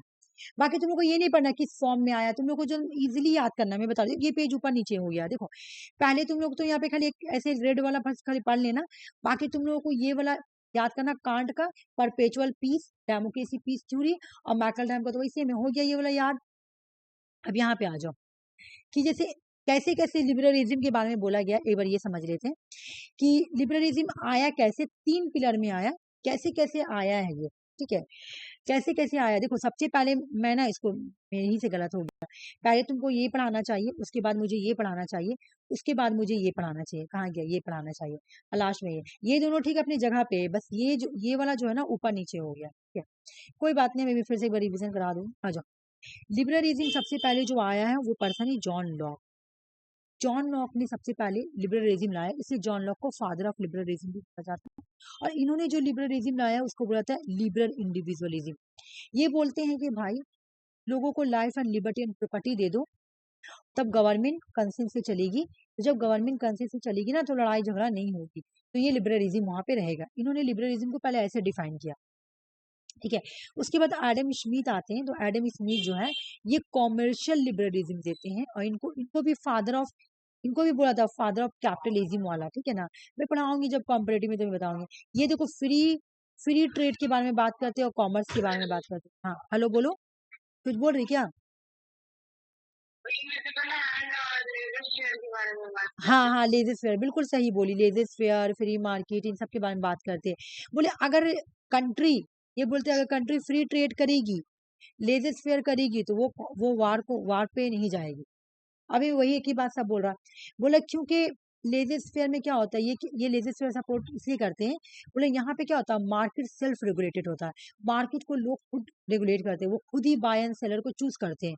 तो जब मार्केट होता है। हाँ बिल्कुल, तो यहाँ पे ना ये लोग तो वार को ये लोग नहीं पसंद करते, वार को नहीं पसंद करेंगे। ये लोग बोलेंगे कि स्टेट में अगर स्टेट को इंटरवेंशन करना है, गवर्नमेंट को इंटरवेंशन करना है तो थोड़ा बहुत कीजिए, बस ज्यादा नहीं, सिर्फ लोगों के लिए कीजिए, ज्यादा नहीं। ये इनविजिबल हैंड का भी कॉन्सेप्ट देते हैं कि सेल्फ इंटरेस्ट, सिर्फ अपने बारे में सोचता अनइंटेंशनली। ये मर्केंटिलिज्म को क्रिटिसाइज करते। इससे पहले लिबरलिज्म आया तुम्हारा किससे, देख लो, सबसे पहला लिबरलिज्म का रूट तुमको मिला जॉन लॉक से, फादर ऑफ लिबरलिज्म हुआ था। उसके बाद तुम्हारा लिबरलिज्म का डेफिनेशन कौन देते हैं, Adam Smith. Adam Smith free trade market, laissez faire के बारे में बात करते हैं, मिनिमल गवर्नमेंट के बारे में बात करते हैं, इनविजिबल हैंड के बारे में बात करते हैं। और ये एक लिबरलिज्म से भी पहले एक आइडिया था जिसका नाम था मर्केंटिलिज्म। ये मर्केंटिलिज्म को क्रिटिसाइज करते एडम स्मिथ। फिर इमरान खान तो पढ़ा दी मैं, देखो पहले तुम लोग डेफिनेशन पढ़ना, डेफिनेशन पढ़ने के बाद ये 2 नंबर वाला पढ़ना, और ऐसे इधर उधर भी पढ़ोगे तो कोई प्रॉब्लम नहीं, तुम लोग तो खाली टॉपिक हेडिंग याद करना है और 3 नंबर में ये याद करना, और ये वाला अच्छे से आते रहेंगे। देखो ये जितना भी हाईलाइट किया हुआ है ना, सारा इंपॉर्टेंट है, रेड वाला याद करना है, ब्लू वाला मतलब जो ब्लैक वाला नहीं आप याद करोगे तो कोई बात नहीं है। अब हम लोग लिबरल स्कूल पढ़ेंगे, अभी स्कूल आया, लिबरल स्कूल आया आयर में, कौन स्कूल क्या क्या बोलता है। हम लोग पढ़ेंगे कि जो वुड्रो विल्सन है ये आइडियलिज्म है, ये बात तो सही है, लेकिन इनको लिबरल स्कूल के अंदर रखा गया, ठीक है। इसको किस स्कूल के अंदर रखा गया, लिबरल स्कूल। तो ये लिबरल इंस्टीट्यूशनलिज्म से जुड़े हुए हैं। कार्ल ड्यूज का क्वेश्चन एग्जाम में बहुत आता है, ये सोशोलॉजिकल लिबरलिज्म से जुड़े हुए हैं। अर्नेस्ट हैज और डेविड मित्रानी फंक्शनलिज्म स्कूल से जुड़े हुए हैं। इंटरडिपेंडेंसी, रिचर्ड क्रॉस क्रैंस, ये लोग से जुड़े हुए इंटरडिपेंडेंसी स्कूल से। ये सारा ही कौन सी स्कूल है, लिबरलिज्म का स्कूल है। ये कॉम्प्लेक्स इंटरडिपेंडेंस, रॉबर्ट कोहान और जोसेफ नाय, बहुत बार एग्जाम में आया ये सब। कॉम्प्लेक्स इंटरडिपेंडेंस, ये स्कूल जो है इसके थिंकर का नाम क्या है, रॉबर्ट कोहान और जोसेफ नाय। एक एक करके पढ़ेंगे, घबराना मत, बहुत छोटा है। कॉम्प्लेक्स इंटरडिपेंडेंस क्या बोलती है, इसको किसने दिया, पहले एग्जाम में क्वेश्चन यही आता है कि कॉम्प्लेक्स इंटरडिपेंडेंस से कौन जुड़ा हुआ है, रॉबर्ट कोहान एंड जोसेफ नाय, ठीक है। ये एक बुक लिखते हैं, power and interdependence, world politics in transaction, दोनों मिलकर लिखते हैं, रॉबर्ट कोहान एंड जोसेफ नाय। ये लोग क्या बोलते हैं कि मल्टीपल चैनल है इस चीज का, international trade wall not only state, बोला इंटरनेशनल, अगर आपको दोस्ती करना है ना तो वो सिर्फ एक तरीका से नहीं हो सकता है, स्टेट टू स्टेट। बोला कि यहाँ पे बता इंटरडिपेंडेंसी के बारे में बात बता रहा, बोला मल्टीपल चैनल है किस चीज का, इंटरनेशनल रिलेशन में इन्वॉल्व सिर्फ स्टेट टू स्टेट नहीं होता है, सिर्फ स्टेट टू स्टेट नहीं होता है, इंटरनेशनल रिलेशन में सिर्फ स्टेट और स्टेट का इंटरेक्शन नहीं होता है, बल्कि मल्टीपल चैनल होते हैं। यहाँ पे नॉन स्टेट एक्टर होते हैं, नॉन स्टेट एक्टर किसको बोलते हैं, एमएनसी। एमएनसी का फुल फॉर्म है ना MNC, multi national corporation, NGO, MST international, IBM India में एमएनसी है, आईबीएम, और भी बहुत सारे, केएफसी क्या है तुम्हारा एमएनसी, अगर बड़ी कंपनी होगी तो एमएनसी कहलाएगी, डोमिनोज, ये सब क्या बाहर की है ना, ये सब एमएनसी कंपनी है, ठीक है। अब मेरी एक बात सुनो, बोला ए भाई एक बात सुनो, जो आप लोग बोल रहे हैं ना कि लड़ाई करो, लड़ाई नहीं करेंगे, क्यों, क्योंकि हम लोग कॉम्प्लेक्स है, कॉम्प्लेक्स इंटरडिपेंडेंसी है, कॉम्प्लेक्स इंटरडिपेंडेंसी है। हम लोग एक चीज के लिए एक दूसरे पे डिपेंड नहीं करते हैं, बहुत सारा चीज है जो डिपेंड करते हैं। हम लोग खाली स्टेट और स्टेट ऐसे नहीं है, रिलेशन ऐसे नहीं है, तो जो मैं बता रही हूँ रिलेशन ऐसा नहीं है, ये वाला रिलेशन नहीं है, कॉम्प्लेक्स वाला रिलेशन है, एक चीज से नहीं जुड़े हुए हैं। इंडिया में अगर तुम यूएस के साथ तुम रिलेशन देखो, ठीक है, इंडिया का यूएस की सबसे बड़ी कंपनी आईबीएम इंडिया में, एमएनसी कंपनी, जो काम करता है वहां पर उसका जिंदगी बदल जाता है, ठीक है। Multinational corporation, TCS, TCS India की है, यूके में है, टीसीएस इंडिया में है, उसका ऑनर तो इंडिया का ना है, और वो है तुम्हारा यूके में, यानी MNC कहलाई। सऊदी अरब में भी है तो MNC कहलाई, वहां पे MNC कहलाएगी। यहाँ पे तो उस खुद की है, दूसरी कंट्री में वो MNC कहलाती है, मल्टीनेशनल कॉर्पोरेशन। MNC किसको बोलते हैं? जिसका ब्रांच डिफरेंट डिफरेंट कंट्री में फैला हुआ, ठीक है। जैसे टाटा को जैसे हम लोग TCS को बोल सकते हैं कि वो MNC कंपनी है। क्यों? क्योंकि उसका ब्रांच पूरे वर्ल्ड में फैला हुआ है, ठीक है। तो देखो लोग कैसे कैसे कंपनी के थ्रू भी इंसान एक दूसरे से डिपेंड हो रहा। US की कंपनी इंडिया में है, अभी क्या बोला एलन मस्क का, तुम लोग इंटरव्यू देखी थी, क्या बोला था कि हम इंडिया में इन्वेस्टमेंट करेंगे। इंडिया में अगर वो इन्वेस्टमेंट करता है तो यहाँ पे जॉब की अपॉर्चुनिटी बढ़ती है और इंडिया का इकोनॉमिक भी बढ़ेगा।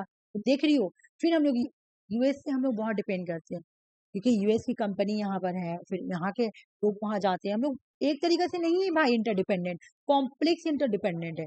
ये जो कॉम्प्लेक्स इंडिपेंडेंसी थ्योरी यही समझाने की कोशिश कर रहे हैं कि आप लोग ये ना सोचे खाली A और B को नुकसान होगा, A और B को नुकसान नहीं होगा, क्योंकि कॉम्प्लेक्स इंटरडिपेंडेंसी है।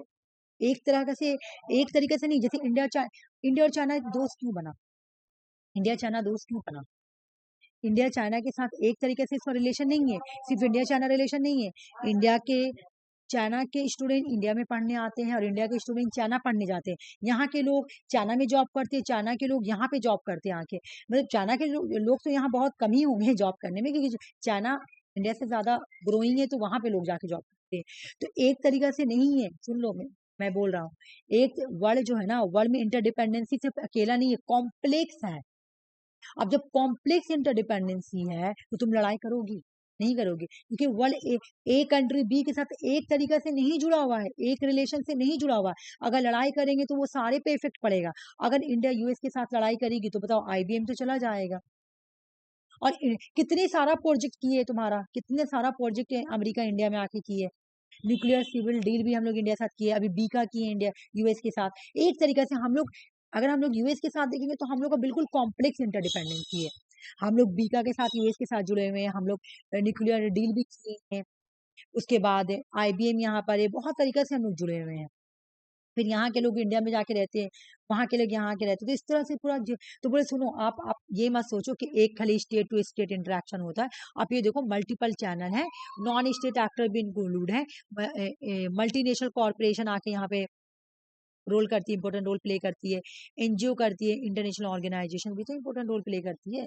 तो ये बात ये बोल रहे हैं कि आप लड़ाई करने से पहले सोचो, अगर आप लड़ाई करोगे तो उसका इफेक्ट सिर्फ स्टेट के ऊपर नहीं पड़ेगा, हर एक चीज पे इफेक्ट पड़ेगा। क्योंकि हम लोग जो दूसरे कंट्री के साथ ना कॉम्प्लेक्स रिश्ता में जुड़े हुए हैं। जैसे तुम लोग ये कहानी सुनी हो, तुम लोग ये शादी सुनी हो कि मान लो एक सिस्टर है, ठीक है, इधर भी इधर ब्रदर, ये लोग सिस्टर और ब्रदर है। रुको मैं स्टोरी सुना रही हूँ, ये तुमने सुनी होगी। इसको पता नहीं कौन सा शादी बोला जाता है, होता है ये वाला। रुको सारी, ये सिस्टर एंड ब्रदर है और इधर ब्रदर नहीं, इधर भी सिस्टर एंड ब्रदर है। रुको गोल्टा शादी है। हाँ सही बोले। सुषमा लोग को समझ में नहीं आएगा ना गोल्टा का मतलब क्या है, इसलिए उन लोगों को समझाना पड़ेगा। देखो ऐसा हम लोग गोल्टा बोला जाता है। हाँ, इसको देखो ऐसे क्या हुआ समझना। इस लड़की, ये जो सिस्टर, ये जो A है ना, A और ये B है और ये C है और ये D है। A का शादी D से हुआ और C का शादी B से हुआ। तो देख रही हो एक मिनट में ठीक से बनाई हूँ कि नहीं? हाँ हाँ, देखो A का शादी E से, मतलब देखो हाँ ठीक है, इधर का लड़की उधर हो गई। अब मेरे एक और स्टोरी सुनो। हम लोग तरफ ऐसा है कि हुआ था, यहाँ देखो क्या, तुम पहचानती भी होगी खालिद सर को, पहचानती हो तुम आफरीन? खालिद सर को जो बाबूतला में दुकान खोले हैं, खालिद मास्टर जो होम्योपैथी दुकान खोलते हैं, सब पता नहीं तुम पहचानती होगी, बाबूतला में ही बैठते हैं। तो उनका शादी ऐसी हुआ था, मतलब उल्टा कि उनका शादी, हाँ तो उनका पहला शादी ऐसी हुआ था कि ऐसी हुआ था जैसे कि इधर से इनकी बहन, इधर से खालिद सर, इधर से लड़का वाला लड़के। अब खालिद सर का डिवोर्स हुआ ना, खालिद सर का डिवोर्स हुआ। अब खालिद सर का डिवोर्स हुआ, हस्बैंड वाइफ में बहुत लड़ाई हो रहा था, तो जबरदस्ती, हालांकि इन दोनों में बहुत अच्छा दोस्ती था, लड़ाई नहीं होता था, लेकिन सिर्फ क्योंकि मेरा डिवोर्स हुआ तो मेरा उसके बहन को भी डिवोर्स दे दिया वो लड़का। तो उसी तरह वर्ल्ड में होगा, अगर स्टेट और स्टेट में लड़ाई होगा, ठीक है, तो उसका इफेक्ट पूरा कॉम्प्लेक्स रिलेशन पे पड़ेगा, क्योंकि हम लोग कॉम्प्लेक्सली डिपेंड कर रहे हैं एक दूसरे पे। तो इस तरह कंट्री क्या करेगी, वार को अवॉइड करेगी। क्योंकि हम लोग एक कंट्री के साथ कॉम्प्लेक्स इंटरडिपेंडेंस में है, एक तरीके से इंटरडिपेंडेंस में नहीं है। बिल्कुल शादी का रिलेशन की जगह गोल्टा शादी होता है, जैसे इधर से भाई बहन उधर से भाई बहन ऐसे करके होता है। तो वही तो बोला कि देखो वही बात है कि आप मल्टीपल चैनल से हम लोग जुड़े हुए हैं, यानी कॉम्प्लेक्स इंटरडिपेंडेंस है। तो अब जब कॉम्प्लेक्स इंटरडिपेंडेंस रहेगा तो स्टेट आपस में कभी नहीं लड़ाई करेगी। उसको पता है कि अगर हम लड़ाई करेंगे तो सिर्फ हम लोग को दो स्टेट के बीच में फर्क नहीं पड़ेगा। जब गलवान वैली हुआ था, तुम लोग देखी होगी, इंडिया ने चाइना का क्या किया था, टिकटॉक को बैन कर दिया था।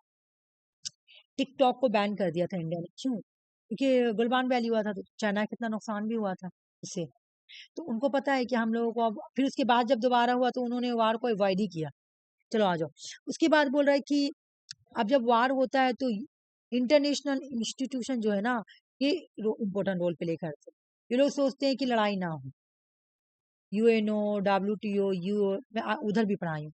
तो ये लोग सोचते हैं कि manage global affair, promote cooperation and reduce conflict, मतलब कॉपरेशन के थ्रू ही लड़ाई को पहले सॉल्व कर दो और कॉन्फ्लिक्ट को कम कर दो। ये लोग शेयर करते हैं इंटरेस्ट एंड म्यूचुअल बेनिफिट के according according to him. International politics is not only about power struggle. ये लोग बोलते हैं कि भाई इंटरनेशनल पॉलिटिक्स सिर्फ पावर के लिए स्ट्रगल नहीं है, ठीक है। ये लोग बोल रहे हैं कॉम्प्लेक्स इंटरडिपेंडेंस वाले लोग कि इंटरनेशनल रिलेशंस का मतलब, ये इंटरनेशनल पॉलिटिक्स का मतलब ये नहीं कि सिर्फ आप पावर को ही गेन करो। इसका मतलब है कि आप लोग म्यूचुअल बेनिफिट करो। क्या एक दूसरे के साथ हम लोग साथ काम करें तो क्या बेनिफिट हो रहा है ना, और क्या हम लोग शेयर करें एक दूसरे बेनिफिट, देखो बेनिफिट क्या हो रहा, ठीक है। मेन आइडिया क्या है यहाँ पे कि इन्होंने चैलेंज किया जो ट्रेडिशनल रियलिस्ट व्यू था ना, उसको इन्होंने चैलेंज किया। कॉम्प्लेक्स इंटरडिपेंडेंसी है ना, रियलिज्म को ही चैलेंज कर रहे हैं कि आप जो वार वार रटे हुए हैं ना, बिल्कुल बेकार चीज है। स्टेट तो इंटरकनेक्टेड है, वो भी एक चीज के थ्रू कनेक्टेड नहीं है, इकोनॉमिक के थ्रू, पॉलिटिकल के थ्रू, सोशल टाइज भी है लोगों का, ठीक है ना। तो इसलिए रिड्यूस करते हैं लोग मिलिट्री फोर्स को, ठीक है। ये है इंटर सॉरी कॉम्प्लेक्स इंटरडिपेंडेंसी। अब यहाँ पे देखो एक चीज और, सोशल लिबरलिज्म को किसने दिया, कार्ल ड्यूज। ये एग्जाम में बहुत बार आया। कार्ल ड्यूज जो कॉन्सेप्ट देते हैं, इसका नाम है सिक्योरिटी कम्युनिटीज, ठीक है। अच्छा पूरा नहीं पढ़ना है, खाली ये वाला और ये सोशल लिबरलिज्म किसने दिया, कार्ल ड्यूज ने क्या दिया, सिक्योरिटी कम्युनिटीज। यहाँ चलो मैं बता रही हूँ क्या बोल रहे हैं। ये बोल रहे हैं sociological liberalism emphasis the role of, बोले ना कि एक कंट्री दूसरी कंट्री के साथ लड़ाई नहीं करेगी, क्यों? क्योंकि वो सोशली जुड़ी हुई होती है, कम्युनिकेशनली जुड़ी होती है, शेयर करती है अपनी आइडेंटिटीज को। अभी मैं बता रही हूँ सिक्योरिटी कम्युनिटीज का मेन मतलब क्या है। कार्ल ड्यूज इंट्रोड्यूस करते हैं कॉन्सेप्ट सिक्योरिटी कम्युनिटीज। ये बोलते ग्रुप ऑफ स्टेट या सोसाइटी ग्रुप इंटरकनेक्टेड होती है थ्रू द वैल्यू के थ्रू या कम्युनिकेशन के थ्रू या ट्रस्ट के थ्रू। तो possibility of war between them become unthinkable. बोला कि लोग जो है ना एक दूसरे से जुड़े हुए हैं, ठीक है ना, कम्युनिकेशंस के थ्रू। अच्छा तुम एक देखो, इंडिया और पाकिस्तान में कितना भी लड़ाई हो जाए, लेकिन यहाँ के लोग वहाँ के एक्टर्स को पसंद करते। मैं देखी, मेरे एक फ्रेंड है ना, वो उसका नाम है रवि कुमार, वो ना पाकिस्तान का एक हीरोइन है हनाया, मैं भी नहीं जानती हूँ उसका, वो पागल है। और वो इतना पागल है, बोलता हम शादी भी करेंगे तो ऐसी लड़की से शादी करेंगे। तो देखो वो कहाँ छोड़ दिए, क्यों? कम्युनिकेशन, मूवी, ये सब वैल्यू। क्योंकि वो मूवी देख, वो बोला कि मूवी देखी उसका तो बहुत अच्छी है, मतलब बोलने का मतलब कि ठीक है आप वार कर रहे हैं ना, तो कम्युनिटी सिक्योरिटीज जो रहेगा ना, तो ये वार को वार करने नहीं देगा। क्यों? लोग वैल्यू के थ्रू जुड़ जाते हैं, लोगों से एक दूसरे से कनेक्ट हो जाता है। हम लोग बातचीत किए हुए ना हमेशा, तो हम लोग लड़ाई नहीं करेंगे। अच्छा अगर आप लड़ाई करेंगे तो इसका इफेक्ट लोगों पे भी पड़ेगा, ठीक है, लोगों पे भी पड़ेगा।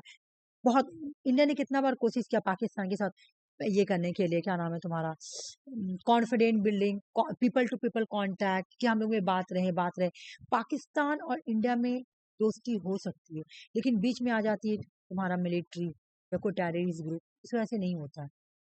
बाकी लोग तो चाहते हैं, इधर से भी चाहते हैं उधर से भी चाहते हैं, लेकिन जो तुम्हारा रूल करते हैं वहां पे लोग ना, उन लोग नहीं चाहते हैं कि इन लोगों के बीच में ये हो। तो यहाँ पे बोला जा रहा है, ये बात मैं बता रही हूँ कि देखो भाई, क्या होता है कि जब आप एक स्टेट और दूसरे स्टेट्स में के वैल्यू को बहुत ज्यादा इंपॉर्टेंस दोगे, वहां से आप कम्युनिकेशन के थ्रू जुड़े हुए हैं, बहुत ज्यादा आपका बिलीव है, तो आप वार को नहीं करेंगे, आप वार को इग्नोर करेंगे। तो इसी को बोला गया सिक्योरिटी कम्युनिटीज, ठीक है ना, कि कम्युनिटीज भी क्या एक तरह का सिक्योरिटीज है। इसके अगर सिक्योरिटी कम्युनिटीज जहाँ रहेगा वहां पे क्या करेगी, लोग अवॉइड करेंगे। किसको अवॉइड करेंगे? वार को। मैं एक बार फिर से इसको समझा दे रही हूँ। देखो, ग्रुप ऑफ स्टेट या सोसाइटी का ग्रुप इंटरकनेक्टेड होता है वैल्यू को थ्रू या कम्युनिकेशंस के थ्रू या ट्रस्ट के थ्रू। तो वो लोग सामने जब वार करने का बाद आएगा ना, तो बोलेंगे नहीं भाई, वो हम मेरा सिक्योरिटी हम लोग को जुड़ा हुआ, तो हम लोगों को एक दूसरे मतलब हम लोग कितना ये है एक दूसरे से। जैसे इंडिया इंडिया यूएस के साथ कभी नहीं लड़ाई करेगी, क्योंकि इंडिया का यूएस के एक अलग लगाव है। ऐसे तो वो बड़ी कंट्री, लेकिन फिर भी, लेकिन और भी तो छोड़ी, इंडिया इंडिया बांग्लादेश के साथ नहीं लड़ाई करेगी, क्योंकि इंडिया को बांग्लादेश के साथ अलग लगाव है। देखी होगी शेख हसीना इंडिया भाग कर आई थी। शेख हसीना जब तुम्हारा अभी रिसेंट ही वहां पे ये हो रहा था, तो शेख हसीना भाग गई थी बांग्लादेश से। भाग कर कहाँ आई थी? इंडिया आई थी। इंडिया बांग्लादेश के साथ नहीं लड़ेगी। क्यों? क्यों नहीं लड़ेगी इंडिया? क्योंकि मेरा बार बार डिस्कनेक्ट हो जाए। अच्छा अच्छा ठीक है, एक बार फिर से रिज्वाइन करो ना, थोड़ा सा और है ना, कंप्लीट करा देंगे तो ठीक रहेगा। एक मिनट से मैसेज कर देंगे तो वेट करेगी मेरा, एक सेकंड। एक्चुअली में ना वाईफाई नहीं चल रहा है। ओके रिकॉर्डिंग देखें।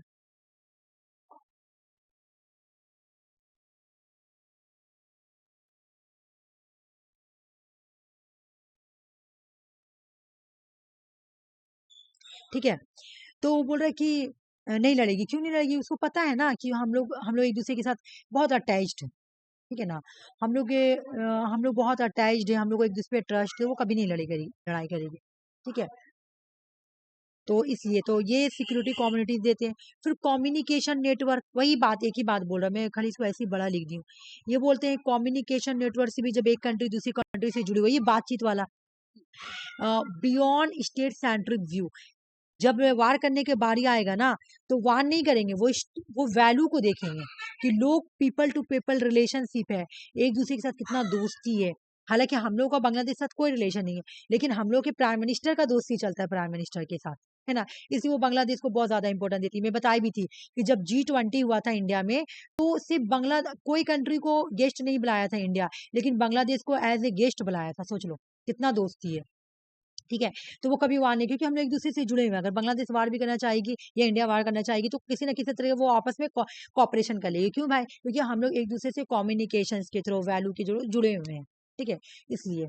तो ये तुमको यहाँ पे से दो चीज याद करना है कि सोशल लिबरलिज्म से कौन जुड़ा हुआ? तो कार्ल ड्यूज ने क्या दिया था? तो सिक्योरिटी कम्युनिटीज दिया था।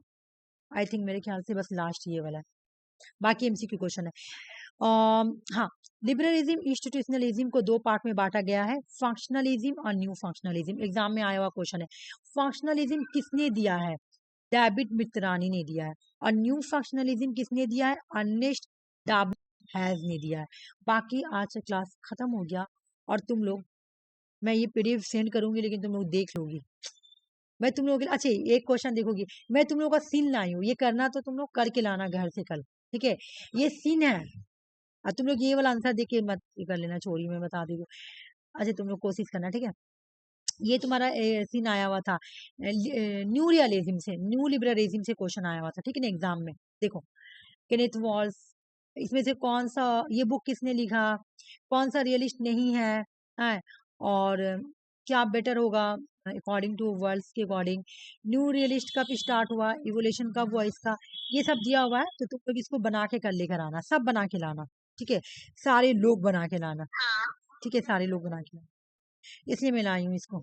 तो बस आज का क्लास में यहीं तक रख रही हूँ, और अगर कुछ नहीं समझ में आ रहा तो तुम लोग क्लास समझ में